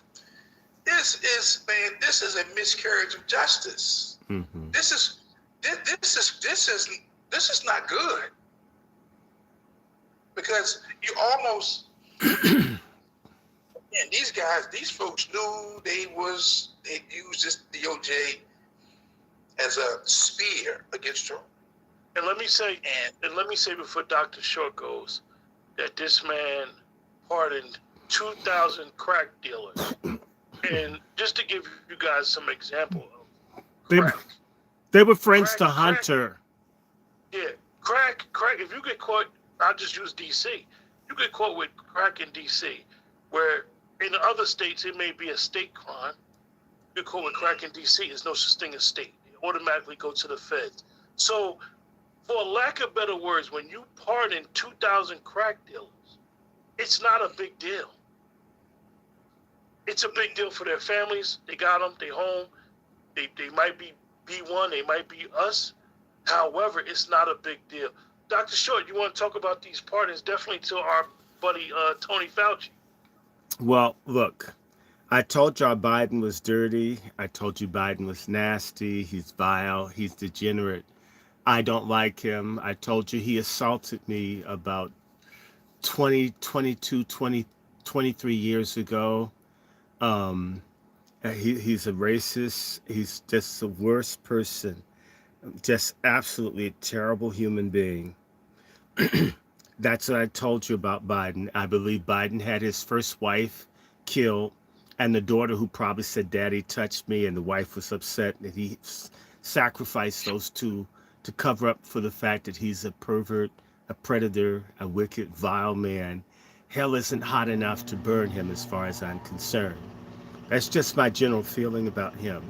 Now, in relationship to the pardons, the reason that Biden ran was he realized that he needed to stay in office to protect the criminal empire that is his family.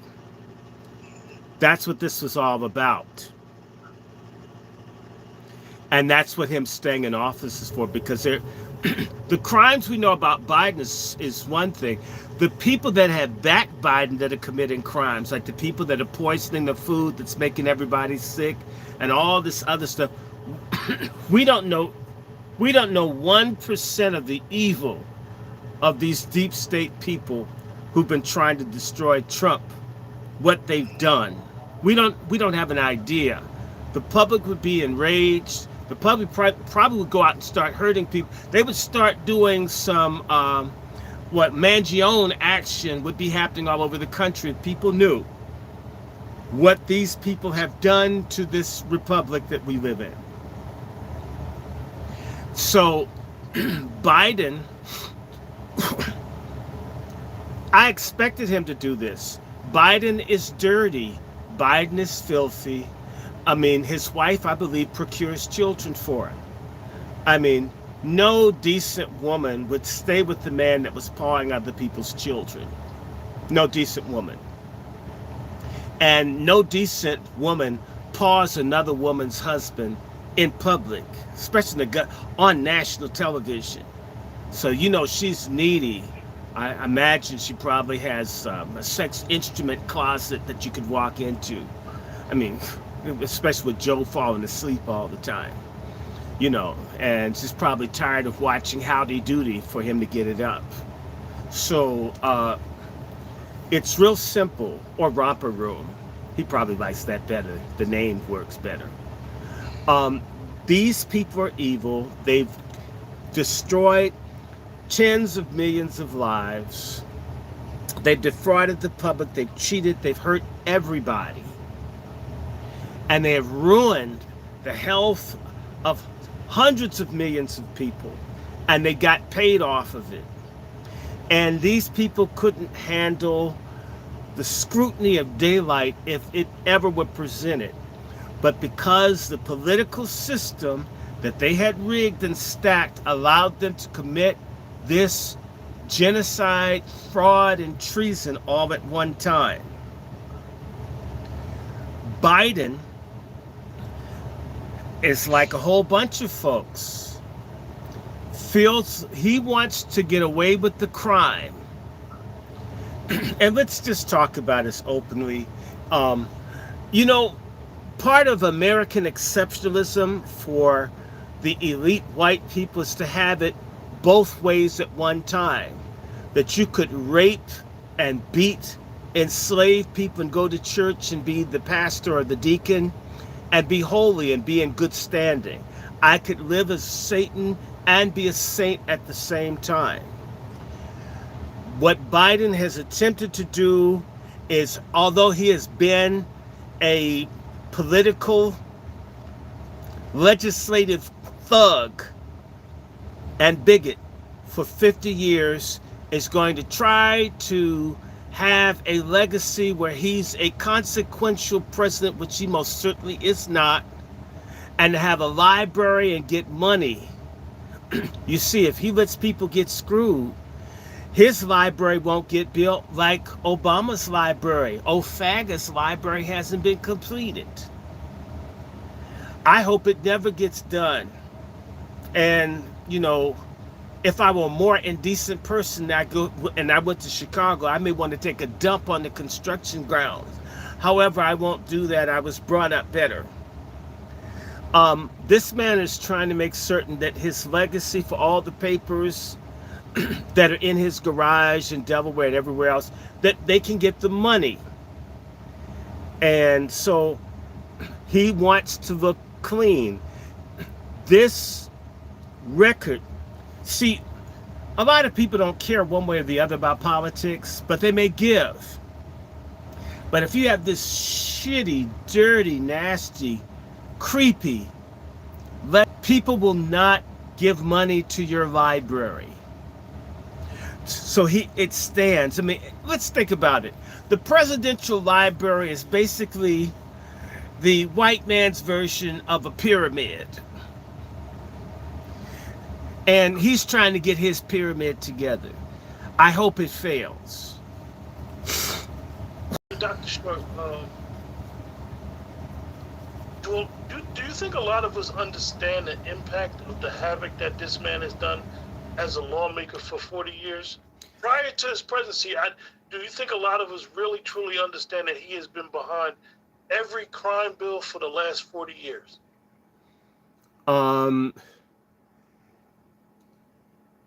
I believe that the truth will start to come out tomorrow. We only have a few more hours of today. It's 9:20 here.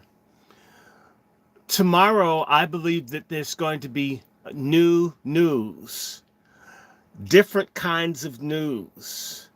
I believe that the Smith-Mundt Act, where Obama allowed the CIA and others to lie to the American public, that act will be struck down.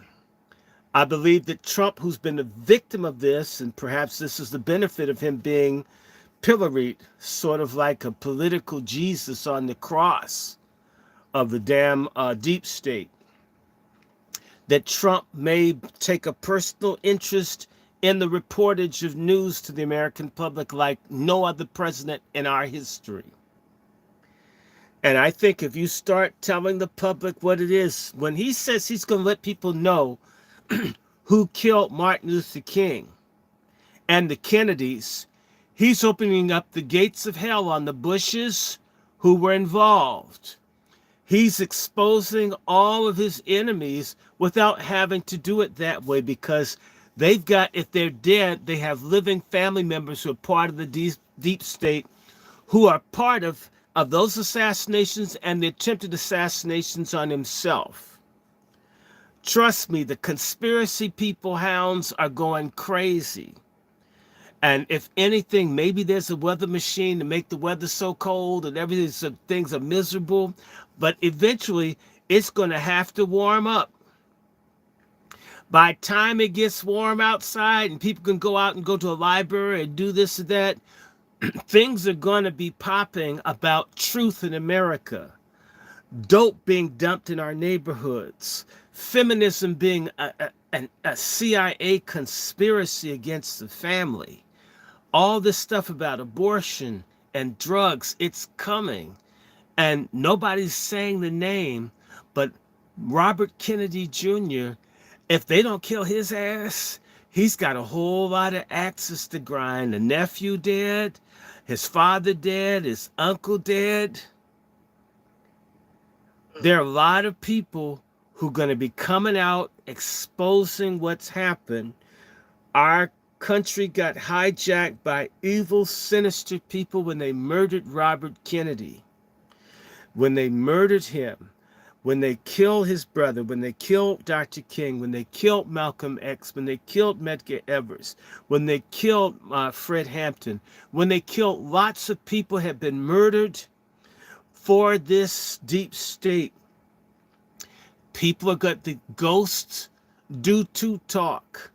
Skeletons are going to be coming out of closets like you ain't never seen. Why do you think they worked so hard? And I need to remind everybody that Kash Patel wants to be head of the FBI. Kash Patel wants to release all the information on Weinstein. Kash Patel will have the authority to release the information on Hunter Biden. The Bidens may end up experiencing what they put Trump through, and it won't be Trump's fault. It won't be orchestrated. It will just be a process of releasing information. If you've released the Kennedy and the King, why hold up on Weiner's laptop too? All these predators raping and molesting kids. A lot of people's asses are going to be committing suicide, leaving the gas on, or in their car, getting carbon monoxide. We're going to see a lot of people kill themselves. And, thank God, a lot of people need to die for what they've done to this country. All these people that let this fentanyl come in here, we're talking about hundreds and hundreds of thousands of people that they don't report that die every year from the pharmaceutical companies where people die from opioids, not just fentanyl. People are being slaughtered in this country. People's age, the lifespan has been shortening for all kinds of people. And these people have gotten rich off of it. Doctors and other people who have gotten away. So it's just time.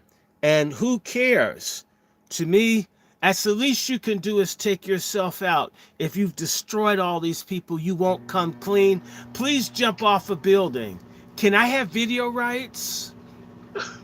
Hey, Brother Coke Sharpton, do you have any thoughts on the pardons and the declassification of all these files? I would say that for the declassifications and pardons, that it's par for the course. I'd actually like to yield my time to ask the panel a question because, to be clear, I don't give a shit about any of these bastards at all. But I'm not naive enough to know that these actions don't affect me to put me on a perpetual hamster wheel of fuckery when it comes to political leaders, for lack of a better term. I'm using air quotes when it comes to that.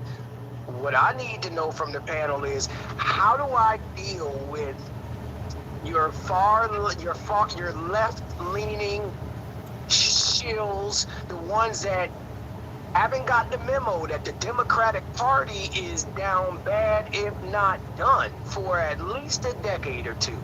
And my example of why they're done, the Democratic Party is in the same situation it was after Robert Kennedy Sr. got murdered by Sirhan Sirhan.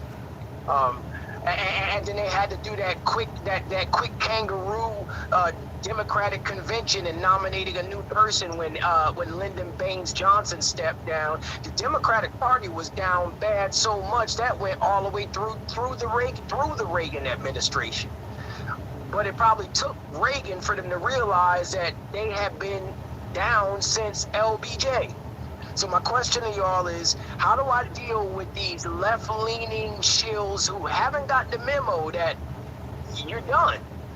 Because what they're going to say, and I know it, well, Donald Trump got pardoned. It's only right. I don't care. I think it's fine. Because I started getting that information when, who was it? When Hunter Biden got off or something like that, about a couple of months ago, folk were saying, well, if Donald Trump can get off, I like this. Because this is a lawless country now. We voted a lawless man into office, so there's no laws. I got family members that's talking like that. There's no laws, so the Democrats can do whatever they want to. And I'm like, see, this is how we get on this goofy-ass merry-go-round. This is how we get on the goofy hamster wheel. So my question to y'all is, because I know it's going to be coming, how do I deal with these left-leaning folk that say, it's okay that Biden did this? I mean, look at what Trump did. That's the hamster wheel. I can't take that. I'm off the hamster wheel. I want to blow the hamster wheel up. I want to put an M80 under that bitch and blow the seesaw to smithereens. I'm tired of the mess. But I know I'm going to have people that say, well, Trump did it, so we can do it.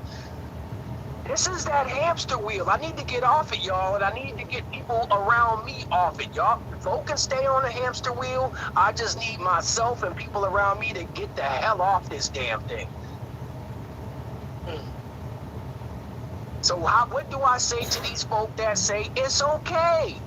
I mean, Trump pardoned Steve Bannon. Why can't Biden pardon the whole world? Lon J. Johnson, answer this question. SYSB. Save yourself, black man. Save yourself. Let me tell you something. I was done, and I continue to be done with our people since the pandemic. I ain't forgot.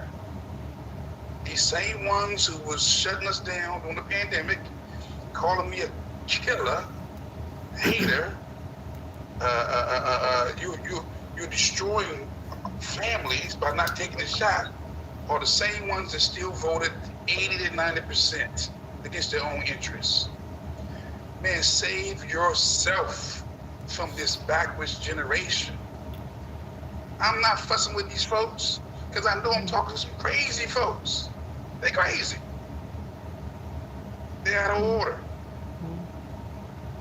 You know, so no, I won't engage them because I already know they're crazy. You know, like I said, 80% of them today they didn't even watch the inaugural service in protest. And look, Jeff C, you got something to add to that? How we gonna deal with these caucuses? This is a sick Negro. Listen. Okay. I gotta listen. There are we got Wolf on the job, okay? And there's a lot of carcasses, overdue carcasses, that require stepping over and maybe on as we continue to move forward. But I will tell you this: there's going to always be people that you are not supposed to slow the train down for because they refuse to leave the plantation. Okay? Don't slow the train down. Harriet Tubman been telling everybody what she was supposed to do. A lot of folks been saying this, and ultimately, you know, we are seeing more of the same, and we're seeing LBJ's curse having an everlasting effect, an impact on a population of folks. So again, like I said earlier today, I didn't even want to, I didn't want to say it, but listen, black girl magic per Black se, girl tragic. right? And her zaddy, the good old zaddy that she continues to love and worship, they are one in the same. That listen, everybody didn't get great. Let me say this: everybody did not get great. They was giving it up. They wanted to feel that thing. Okay? And it was planting seeds, and a lot of the folks that you're dealing with now, they are the bastard children and spawn of those jigaboos and wenches who busted open for a little bit of Zaddy's juice at the big house. They wanted to get sprayed on. So again, we're looking at a situation where, listen, all your relatives didn't get snatched up. Grandma saw Zaddy and said, "Hey, come and get it, big fella. I'm a land." Brother Negro, are you still there? Yeah, I'm right here. One of my takes is that people were laughing at me on social media when I told them we need to be starting to build our own government. People talk about Dr. Nelly Fuller, right? One of the things he talks about is replacing the system of injustice with a system of justice, right? Mm-hmm. That's for us to do, honestly. Mm-hmm. And I really have lost complete faith in our system. And instead of me crying about it, I definitely see a lot more brothers and sisters want to take my route on that. Actually building our own system, protecting our own land, and just hunker down. What's wrong with that, brother? The American Jewish Congress, American Greek Congress, the people who are more secure than we are do this. It is insane that the only time that there's been efforts to have some sort of governing body, one spearheaded by communists, the Negro Sanhedrin that didn't last a year, we've been hijacked as a group of people by enemies. And these enemies are black. Coons are my enemies. The Boule is my enemy. Another group of people, another ethnic group of people, they're not supposed to be my friends, although I may have individual friends that may be Ukrainian or Belarusian or what. But this idea, and this is what and the people who give these universal ideas on friendship, these people are Masonic, globalists, the Divine Nine. All these people push this universal brotherhood, who don't even practice it within our own ethnic group as a means to excuse themselves not to create something exclusively for us because they don't want to do anything for us. They want to get with what other people have. And we make the mistake of saying, you look like me, you talk like me, you're around me, we're on the same page. From here on out, people need to look for ideological purity, similarities, and continuities. And if you and I don't line up, I don't have time for you. I had a guy I was willing to help, and this guy lied on me that I demanded tens of thousands of dollars to help them. Can you believe that, Chef C? Can you believe that, Brother Juan? Can you believe that, Brother Quentin? That they asked me to help them do something. I says, well, I need tens of thousands of dollars, Jesse Jackson level, before I can help you. Do you think I said that to someone? Do you? Does it sound like anything you've ever heard me say, any of you? If you called and asked me for something? Negro? Does it sound like I'd say, well, I need like $100,000? If you ask me to... No, not even a million Okay, years. so this person told a whole bunch of people this lie of what I did to them. And that's okay. But they have a friend And the real thing, let's just get to it. The niggas are more in that stupid stuff where you wear the circus monkey shit. Uh, I'm not, no. I'm not gonna do it. Okay. And I told the guy, look, the problem wasn't you. The problem was me. I'm a Christian, and you're in some cultic thing that has nothing to do with my Bible. I had no business working with you in the first place because we don't line up ideologically, ethically, or morally.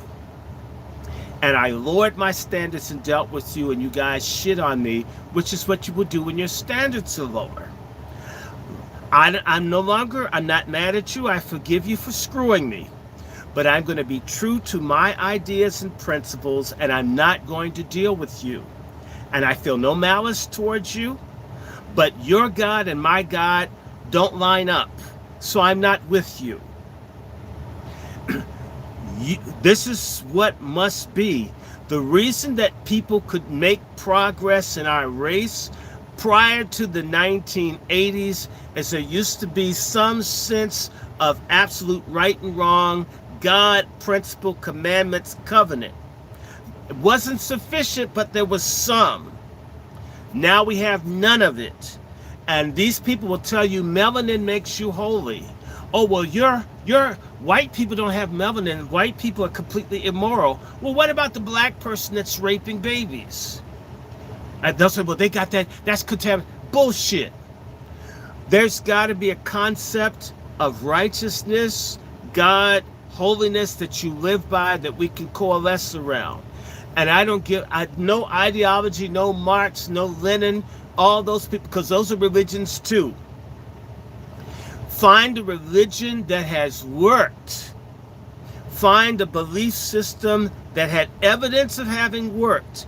We have evidence, we don't like it because we're very stupid and disposable. We throw away jazz and blues. We throw away everything that we make. And then when someone else picks it up, we curse them for taking out the trash what we threw away.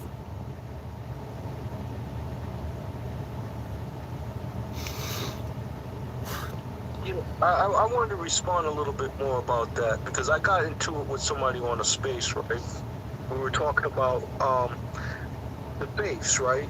And I do agree with you. I noticed that Negro people who believe in Christianity, we're the only one that don't have a nation of our own. You can point to the Muslim faith, they have an NOI nation. You point to the Moorish temple, they got their own nation. Point to the Hebrew Israelites, they got their own nation. I could run through the list of all these religious sets, ideologies, and etc., right? They have their own nation. They have almost their own government outside the United States government. Hell, they even got international pull. This is why I get so upset with some of the people in our community. Negro Christian people who believe in Christian, that are Black American and what, they have never came together to build a nation amongst themselves. And they are allowed outside people to interfere with the development of our people. Exactly. Self-governing and an autonomy type of people. Because we haven't really practiced Christianity. We've been practicing slave Christianity via culture. It's two different things. The book and the practice are two different things in our community. Which is why you go to a white church, they're going to have a school, they're going to have a hospital, they're going to have all kinds of stuff. Because they are building something. In fact, the kingdom of God for them isn't just that I can shout or sing or run the aisles and snatch my wig off or break my pumps. But how are you going to eat? Where are you going to live? Who's going to teach your kids? Where are you going to shop? What do you do? Understand that the slave religion was meant to simply give the slave a place to channel out rage and angst so they could go back to doing the work to build up the other people's nation. That is what we have. And this is why so many other people who come up as Christian that think about community and collective go to the cults, because the cults are acting like a collective community. And the church thing is basically just teaching you how to give your spare time and money to some grifter, predator nigger, right? Who wants to eat all your food, screw your wife, your kids, and probably screw you too, and wants you to have your ass registered on the pew every time he opens his church doors. And the best thing is well, if you're lucky, if you die, they'll funeralize you there. It is a dead end instead of a point of departure or a point of advance. And so, and part of this is, sir, other people, and I'm not talking about cult groups, when they reach this point of desperation as a people, they have reform and revival movements. You had an Islamic revival movement that brought the Shah's ass down in Iran.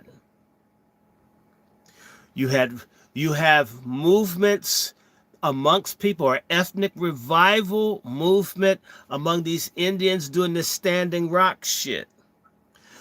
Right now, black people are so perverse and immoral, and we've been hijacked by the Greek letter people and the black Masons and the others who are Luciferian. And the Bible says Lucifer scatters the sheep.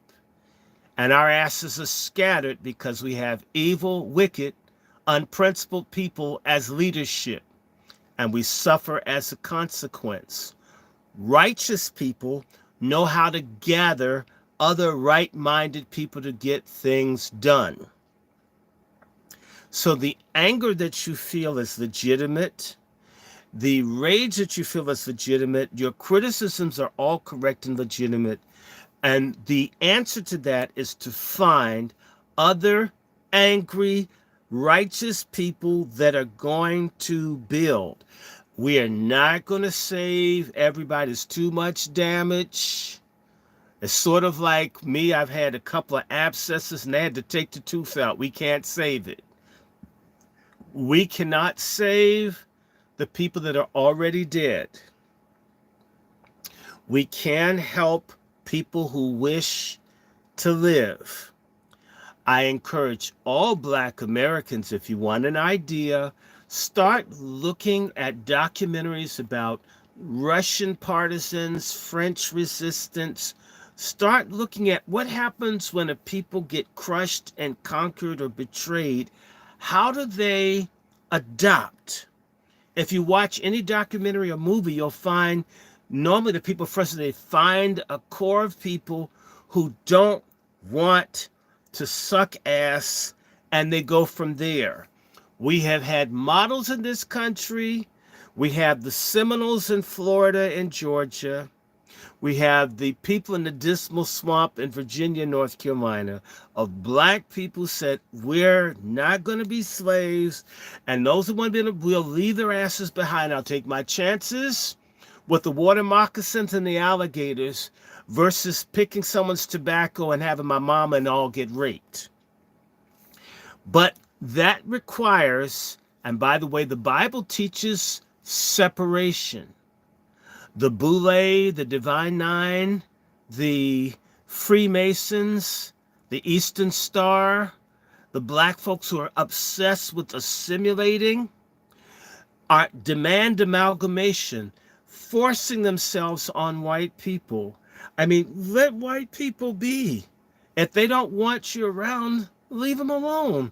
What's wrong with what you have? Where is Nigger Town? And if there is a nigger town, why is it bombed out? Why are you spending your money in Chinatown and not investing in nigger town where you are? And that's your fault, not the people in Chinatown. But this comes back to the heart and soul. It never leaves that. And as Jesus said, it is not what a man consumes. It's not what's outside or against us that contaminates us. It is what's within us.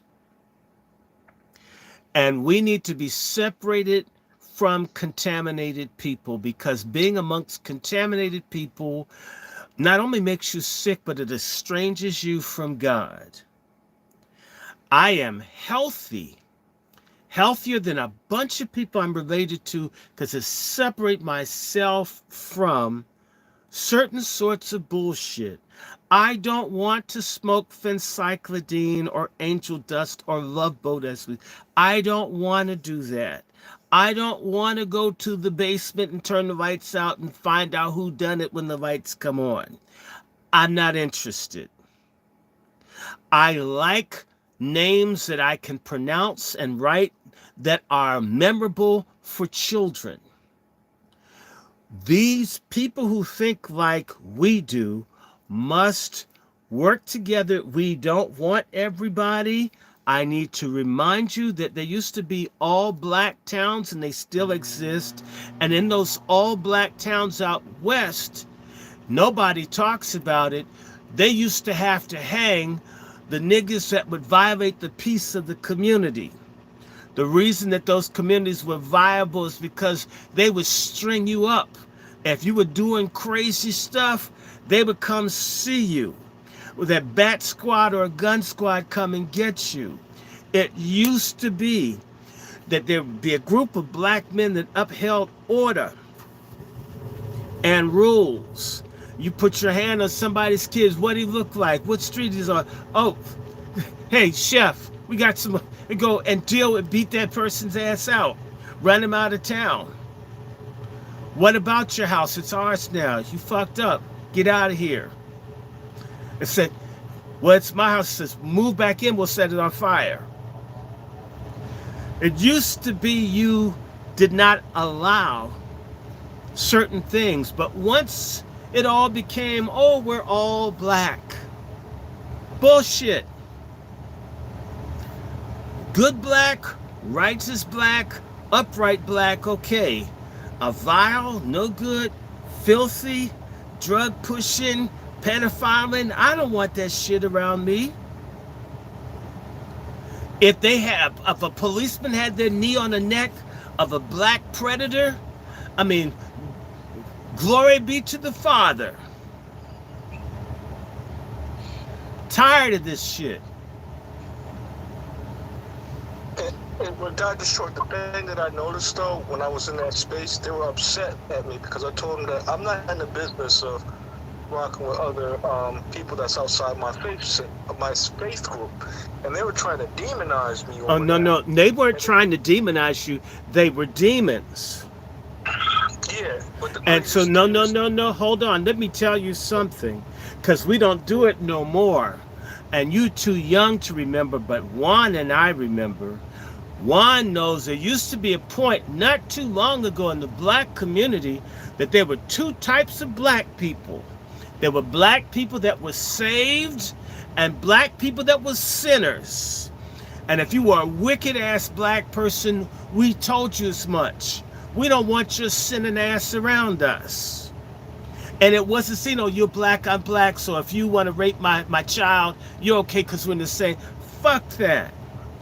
You're going to hell. I don't even want to be around your wicked ass. And so you separated yourself from the sinful people. They were rejected. When you saw the original movie, The Color Purple, you had the people in the church and you had the sorry ass niggas down in the juke joint. And in reality, there's a separation in our community between those people that want to do what is right and those people that want to go to hell and self-destruct, drink, whore, and they're basically black white supremacists. We have to stop unifying around color and unify around, as Dr. King said, the content of our character. The people with the godly character, righteous continent, that's who I want to be around. I don't want to be around sorry ass people. I'm sorry. And and I don't hate my fucked up family members. I'm not mad at them, but I can't be with you. I have people come to your house with drugs and shit. The police, they'll come and put us in jail, take our house because you sell dope. Never use dope in my, never want to. Why do I have to go to jail for your ass? Hey man, you want to ride and had a stolen car, get your ass put in jail the rest of your life. You have to separate from them, and you need to tell people if you're a Christian, you're a sinner. You guys are wicked. It's time for people to start telling people you dirty and we're in the mud. And no, like the Bible, the song they sing, it's nobody's fault but mine. Those are songs from people that are slaves. The slaves are saying it's nobody's fault but mine if I don't get right. That's the person getting whipped and exploited, still saying, I have character, I have a responsibility to either be right with God or wrong with God. It says it's nobody's fault. He didn't even say it's Master's fault. It's nobody's fault but mine. If I should die tonight and my soul be lost, it's nobody's fault but mine. If you're a stupid, black, drug-addicted, whorish type person, you're out here, it's nobody's fault but yours if you choose to do this. Especially, there's enough anti-drug information, people trying to be different from that. And I can just say to you, we all know this, we've been around people, if you show up, Brother Juan, anybody, and you're an upright person, they run in your presence. They don't want to be around upright people. Why are we running after the people that are suicidal and hellbound? Let them go. Damn them. Brother Juan J. Johnson. Hey, Dr. Short is cooking tonight, man. Look, to my brother Negro, I understand his sentiment. And as much as I want to see us come together, and our women don't even listen to us. Let me say that again. As much as I want to come together as a people, our women don't even listen to us. So how you gonna have a government when we can't even practice Genesis 18:17 when God told Abraham, should I hide from Abraham the thing I want to do for him, seeing that he should become a great and mighty nation, the earth shall be blessed in him. I know him that he will command his children. I've been telling you before, and I'm gonna say this again. We always lead with protect and provide. I'm not doing that no more. I lead with instructions. You can't get my instructions, you can't get my protection. You can't get my instructions, you can't get my provisions. Okay? So we ain't building nothing until we get on the same page. That's right. And as Dr. Short said, look, right, we came up, either you were saved or you was a sinner. Okay? We all knew who the saved folks was. I was a walking Bible, holiness, apostolic, Pentecostal. You're going to hell. Okay? Yeah, you tell people. It's lost. You're going to hell. Yes, you tell people. and It's lost. Jeff C, you have any thoughts? Okay. So I mean, look, I have a few thoughts before Chef C drops the spill. One of the things is that Negro, and you'll acquire this the older you get. And I'm speaking of somebody whose maturation has literally changed within the last 7 to 8 years. I'm not worried about nobody. I'm being straight up, family or foe. What I'm trying to be and the path that I'm trying to walk, you're going to meet people who are on that same path. Whether I knew them 20 years, 10 years, tomorrow, next week, people that are walking in the right path, the right direction, they're trying to really, really, honestly get true liberation for black people in this country, they're going to align themselves with each other. Not the coons, not the grifters. The ones who are really trying to get liberation for our people are going to align themselves together, no matter where they come from. So a person you may disagree with today, who don't see it through the same lens that you have, may be your ally tomorrow if they see it different. So speaking as your brother, focus on you, focus on the path you're walking, and people gonna come in and out your life, man. Y'all know how it goes. We share so much information behind the scenes. And I'll be at work sometimes. I get the group text. I'll be like, man, I didn't know this was going on. And that's enough for me from where I'm at to apply on how I'd have to move. And that's how I look at it. Y'all my green book. Y'all my information. Y'all tell me how to move where I'm at. Yeah. Let me say this. And I want to be very clear. You guys know what I do for a living. I train people how to kill. Let's keep it 100. Stop the threat means kill. I'm a firearm instructor who teach you how to stop the threat. Okay? I did almost 3 decades as a police officer. All right? And I'm telling you right now, I've trained probably more females than guys. Say this again. I've probably trained more women than males. And the males are the ones who are supposed to be the protectors and providers. Okay? And giving the instructions. Okay? And I can't put behind me what I've seen in these streets. I know the carnage that's going on in our neighborhoods. These are single sisters raising out of control children. Okay? And they grew up moist. Very moist. And disobedient. In our community, we'll take somebody stepping on our sneakers or our Timbs or looking at us funny as a sign of disrespect.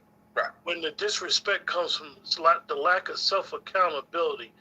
And I want to paraphrase this because most people don't hear me talk like this. We as black men need to grow a set of balls. That part. And stop pushing accountability and responsibility off on the next person. Grow a set and let your nuts hang. Or let something hang. And we're not going to build nothing until we get in alignment with God. Right. We're trying to build without God. Right. And that's why we got this recklessness going on out here. I mean, look. we have raised a group of people who do not like God. We keep 100. Okay? And they hide it behind quoting a scripture. But they don't like God. Let's keep it 100. Let's keep it 100. But we're trying to build outside of God. It ain't gonna happen. And again, if you don't subscribe to the God, man, woman, child, we don't even have a conversation. What's it about? My white Jesus endorses those messages. I'm just saying, man, look. When I saw that $1 trillion, I saw $1 trillion today at that inaugural. $1 trillion. But this is the first. This is the first Trump. Hey, listen up, Ron. Yes, sir. Are you sure you only saw $1 trillion? Because Elon Musk is just one rabbit hop away from $1 trillion. So what did you really see? So watch this. But I didn't see. I get challenged because I think we were there. We were the entertainment, brother Juan. We were the damn entertainment. We were the marching band. We were the rappers. But we were not anybody of substance that was on that stage or that was we have to blame for that. Who takes the L for that? Hey, brother Juan, I'm gonna second that because I could honestly say that the 6 brothers on this panel, if you put one of them, you, Chef C, Dr. Short, Coke Sharp, brother Roland, Negro, if you put y'all in that room, y'all gonna know how to work that room. Damn right. The people that have been representing, and Dr. Short been telling us over and over again, the people that have been quote unquote representing us as a collective has been taking us to the slaughterhouse. We've been the meal that they've been eating. So they could look, as Chef C always says, because they believe white ice is cold. The water's wetter. And they say black lives don't matter. That's what they are. BDM, Black Lives Don't Matter. That's like well, I'm they're giving out free meals at Roof Chris. I'm not gonna go because I don't like the way somebody talked to me. This is what these people have told us to do. This is what that blackout did. But you know what? Their Their people are there. It's the same way the little nigger preachers tell you they don't like politics, and yet they meet with all the politicians. They don't want the people in their congregation to have any power or representation. They want to have those relationships for themselves. We have friends, the slave masters of our people today look like us.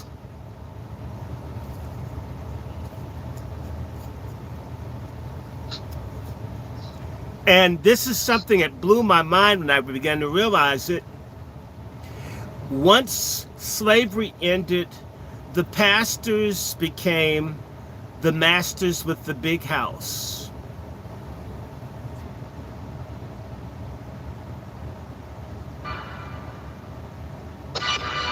That is the problem.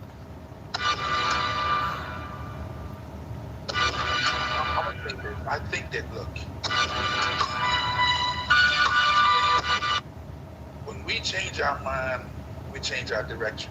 We change our mind, we change everybody around us. We change your mind, you change your friends. We change your mind, you change your finances. And again, as Dr. Short says so eloquently, we can't save everybody. There's some folks who we left behind. We don't have the same values. What do we have? You know what? You know, at McDonald's, if some of the fries, if they cook too long, they throw them in the refuse bin. If the burger sits on the thing too long and no one picks it up, they put it in the bin. Come on, chef, you deal with food. You know, food sit on the light too long, sit on the steam thing too long. No matter how good it was when you initially put it on, you ain't gonna serve that to nobody. Or if you have food on the buffet, you throw it away because all the people breathed on it, and folk could get sick eating it, even though it looks and it's edible, but someone could get sick eating it. Some stuff gets thrown out even if it's not so bad. We need to stop trying to save what isn't so bad and truly focus in on what is good. You know, there's a psychology, and I just want you to listen, Negro brother. There's a psychology of black inferiority that all blacks who have an inferiority mindset have. And that inferiority mindset is that I'm not going to reach up to where you are. You're going to have to be low where I am. I learned this as a teacher. I learned this from students in Tennessee. They would deliberately not learn what I was telling them, and I'd have to repeat myself 10, 20, 30 times, but it didn't make them smarter. They were actually making me stupid like them by not moving forward. They're pulling me down instead of me being able to pull them up. The most intelligent thing is to cut the damn line. You got a fish too big or a tire or something on your line, you need to cut that shit and rebait the hook and throw something else. This idea of saving people is insane. The person that saves, or should say the entity that saves people from me as a Christian, is God, not me. I can point you, I can give you a reference, I can give you a scripture, I can give you an example, I can show acts of kindness, but I can't save you. You must go to God to get that saving. And if you don't want it, you don't get it. What we've got this false idea because of past conditions of its servitude that we should do special dispensations for black folk that don't get it together. I don't buy it. Other people have been enslaved and have suffered, and they don't make all these allowances. That mindset, stop preaching to idiots. By the way, Negro, you waste mine and other people's time telling us about talking to useless people. Find one or two. To hell with the crowd. It never comes in crowds. This Chinese Communist Party started off with less than 15 people. Nothing that becomes big starts off big. Everything big starts off small. This idea of it having to be big comes from a mindset of black people that despise humble beginnings, which the Bible says do not despise the day of humble beginnings. But we do. If you only have 2 or 3 people in your fellowship, you ain't doing nothing. You need thousands. Well, these Negro preachers have these mega churches with thousands and thousands of people and don't do shit. It is not in the crowd. It is in the idea, it is in the plan, it is in the unity, it is in the execution of the plan. Okay? I turn 60 next month. It is almost fascinating to me that I'm just beginning to meet a critical mass of people at 60. I'm like, damn it. And I was trying to, brother, the Negro, I'm no different now than what I was 30, 40 years ago. Couldn't find them. It doesn't come easy. It comes hard. And it comes slow. And the failure of our people is we want everything to be fast. Fast. No. It may take you 60 years, 70 years. After all, if someone's been kicking your ass for 400, if it takes you 20 years to get something done, you've made relative progress. It may take longer to establish something that is truly good. People think about James Brown. He didn't just blow up right away. He had to bust his ass for years and years and years and years and years. And he had a short window where he was really, really, really hot. Say 63 or 64 to 74. He had good 10 years. And then, with highs and lows, we can stretch it, but ultimately, or make it 62 to 72. You can make it 12 years, 10 years. He had a hot streak and then he didn't. But those years that he busted his ass, he built something to the point where everyone knows who he is, and he's been dead now almost 20 years. But it took him a long, long time. There are other people whose first record was a massive hit, and nobody remembers who they are. We despise long-term hard work building as a collective. We want it fast. We covet the wealth and the grandiosity of white people and despise our own place. Coveting is a sin. In fact, in order to have what white people have, you need a couple hundred years of slaves. Oh, there is a solution. Those blacks that covet what white people had then, the best they can do for slaves is to enslave us. That's the problem that we have. If you were willing to build small and expand gradually with some, you'd have something. But if you try to build it big and fast, you have to do some dirty stuff to get there. And that's what you see with crack. The big seduction with crack and stupid ass young black people was that you could have a whole lot of money and have all the cars and all these things fast. We have millions of destroyed lives because people wanted it fast. Chop wood, carry water. The act of the process. So, gentlemen, we're gonna close. We're gonna close. Yay! It's been a very interesting broadcast, to say the least. Hopefully, ourselves and those in the chat and those who may catch it on the spin the block will get some benefit of it. And I always like to say, I'll take the method that Chef C's always use, is allowing everybody to say what they're working on. And always try to give Brother Juan Johnson to give us that good advice looking forward. Brother Juan, you want to go first? Yeah, well, let me just drop this. I did post inside the chat that Trump did say he's going to restore back to the armed forces those who lost their jobs during the COVID. He's going to bring them back with back pay. And I think that's important because, again, a lot of us was under this threat of losing jobs, losing friends, losing families because of the whole COVID piece. So I salute him for that.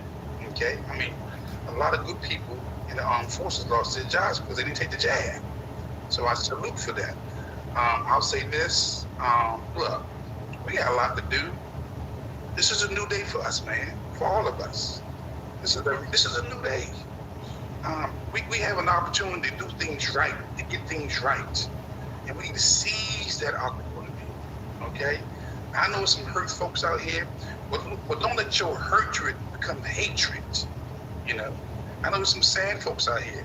Don't let your sadness, make you so sad that you know what, that you just check out. Oh, this is a new day, okay?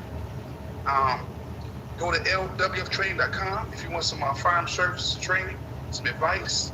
Go to lwftraining.com. Like I said, you will see me on these social media streets. I'm gonna give up Chef C. You got to just make a donation every month to keep the on your leg going. We got to do that, okay? And I just salute every brother, whether seen or unseen on the broadcast. Brother Q for holding it down today. Brother Dr. Short, the brothers in the back, the Negro, Brother Roland, and Coach Sharpton. Okay. I salute you guys because, again, having some good, solid brothers who are about that business is not easy to find these days. Okay, we don't have big egos. We just trying to get things done, And I shout you out. I want everybody, please, to subscribe to Let's Talk 2. Subscribe to Dr. Short's Anger Man. Just subscribe or donate to our platforms. Again, we're trying to do what we can, what we got. And again, I salute you. Thank you for tuning in. You could be somewhere else, but you're here. But as I leave this place, don't forget, I still want you to consider getting you a shotgun. I need you to consider getting you a rifle. I need you to consider getting you a revolver. And I just need you to consider getting you a semi-automatic handgun just to be on the safe side. We are not out the woods. Matter of fact, it's about to become a little more difficult. And I land my plane with that. Brother Coach Sharpton, any final words? Yes.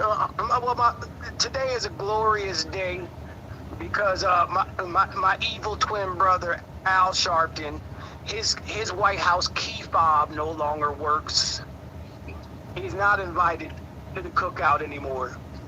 The butter biscuits and Kamala collard greens have spoiled.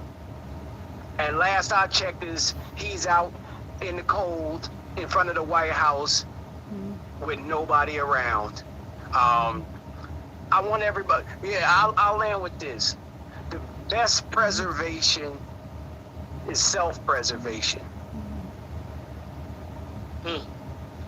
Brother Negro. You have any final thoughts, Brother Negro?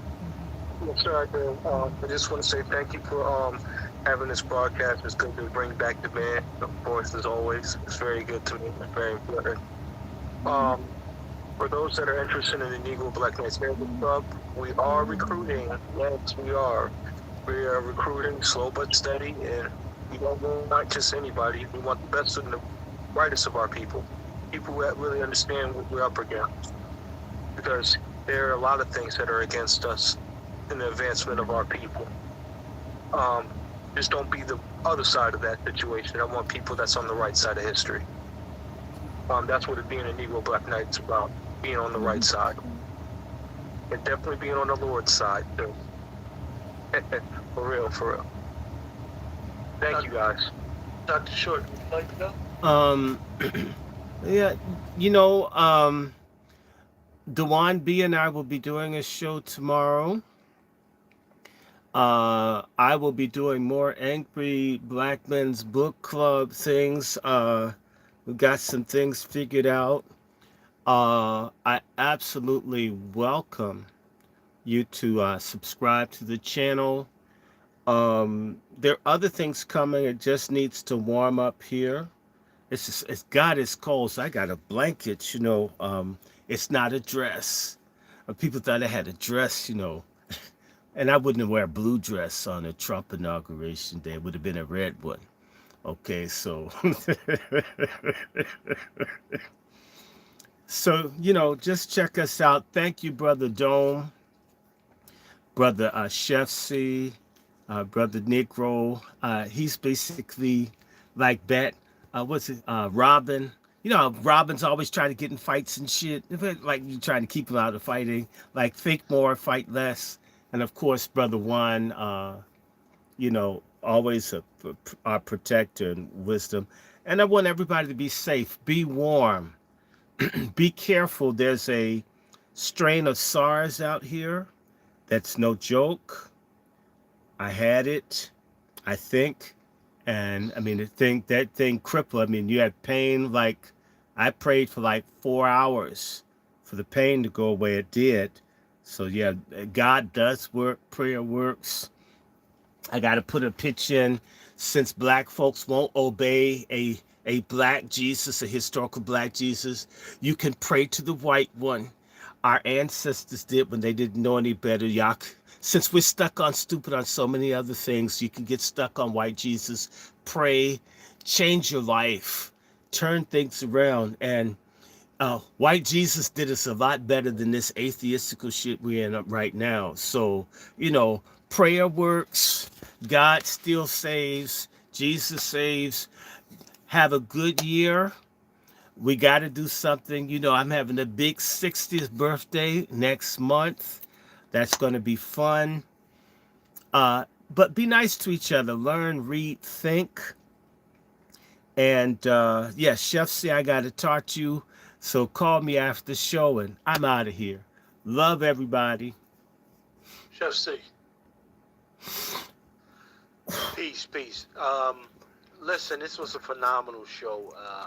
It's really good to see all the brothers back together again. To actually bring in the inauguration, I think it was phenomenal. Just a take from each of us, and some of the things we hope to see with this new administration coming in. I will say this: I want y'all to be on the lookout for everybody that's on the various platforms. I am going to be jumping off the Cook Up with Chef C. Okay. On the next is not going anywhere. However, I wanted to diversify the content that I put out. And I know a lot of y'all hear about me saying I'm a chef. So I like to show better than I tell folks. Okay?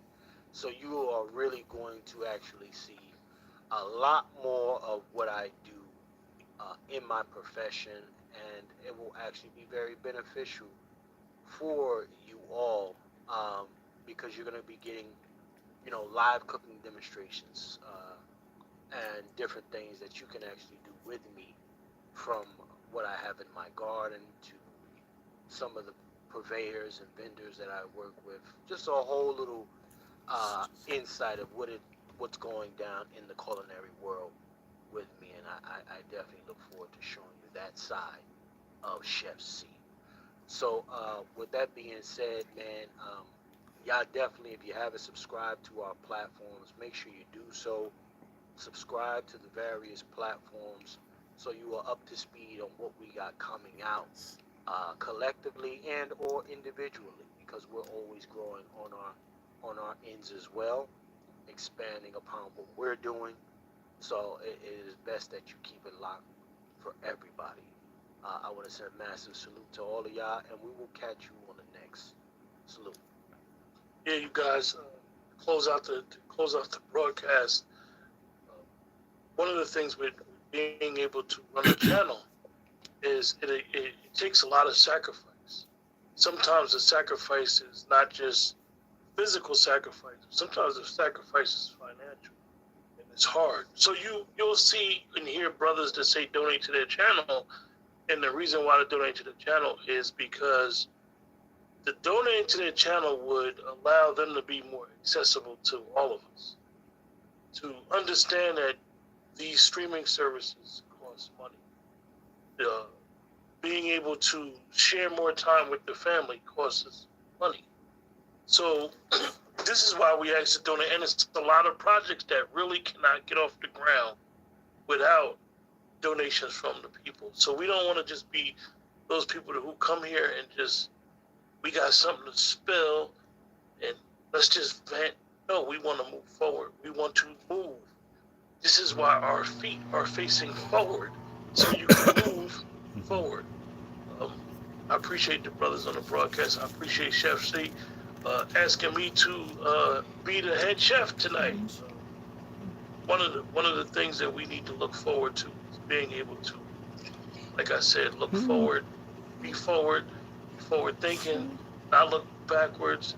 One of the great things I will say, whether you believe in the Democratic Party, Republican Party, my personal belief with this inauguration is I know I'm going to be personally left alone for the next 4 years. That's the one thing that I get out of this. I am personally my rights are not going to be infringed upon. I don't like censorship. I hate censorship. I don't think nobody should be censored, whether I agree with them or not. So with that, like Chef C, the brother said, subscribe to brothers' channels. It's going to be a lot of content coming out. We all do stuff individually, and then we meet up collectively at the back of the barn, and we just chop it up and we eat, cook, and we enjoy our meals. And we don't need to be out here, out here playing. Chef C, one of the things that I want to say about him and what he does as chef is, I could tie it to Robert F. Kennedy. Learning how to cook will make you eat better and be healthy. And it's a shame that if you looked at the last 20, 25 years in our country, our eating habits and what has happened and why we're faced with chronic illnesses, we need to really get a hold of it. We need to take control, be accountable for our bad and reckless decisions. Oh, can I do a song before we go? Go ahead, Dr. Short. Yes. This is a gospel song. This is to celebrate Trump winning. And it goes like this. Put the wig on. Huh? Put the wig on, Ronald. Oh, no, I don't want to put the wig on. Can we sing along too? Okay. Well, the song goes like this. You can't hurry ice. No. You just have to wait. You have to trust Trump and give him time. No matter how long it takes. Dr. Short, hold on. What? Hold on 1 second, Dr. Short. They messing with your volume again. Oh yeah, that's because they don't like the song. Now it's better. Okay, so I'll just do it without the thing. Okay. It goes, you can't hurry, Trump. Oh, oh, oh. You just got to wait. You gotta trust ice and give it time, y'all. No matter how long it takes. Amen. It's a Amen. job you can't hurry. They'll get the scum out. Don't worry. Trump may not come when you want him, but he's right on time. He's right on time. You can't hurry, Trump. Oh, oh, oh, no. You just gotta wait. You gotta trust him and give him time, child. No matter how long it takes. Well, you know, ice work can't be hurried. They'll be there. Don't you worry. I said ice may not come when you want it, but it's right on time. Get the bastards out of here. This is our country. Right? I'm Donald Trump, and I approve this message. God bless America, our home, sweet home.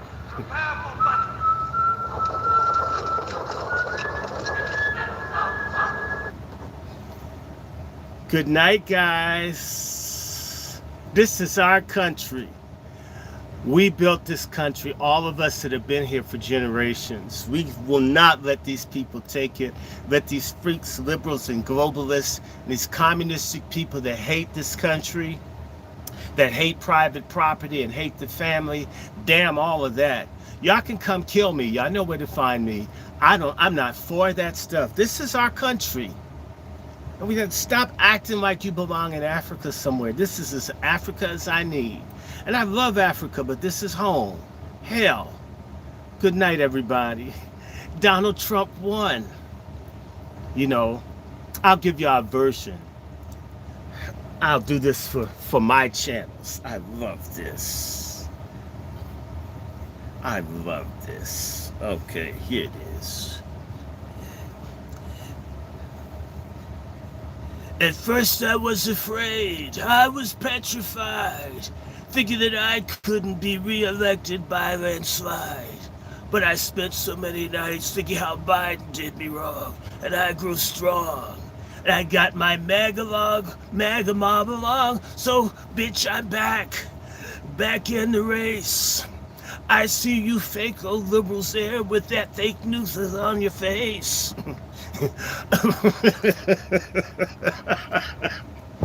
Trump will survive. Well, as long as I get all the votes, I know I'll be alive. Weren't you the ones that thought you'd hurt me with Trump lies? You think I'd be humble? Do you think I'd commit suicide? Oh, no, not I. Trump will survive. Well, as long as I know how to run, I know I'll be alive.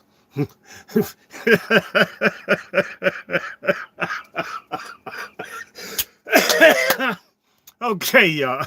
Good night. He did survive. Oh, hey. Trump will survive. Oh, as long as I know. Okay, anyway. Is that true? That's cool. I should have checked the ballot box and took Hunter's key. If I knew that you tried to steal another election from me, oh, now go.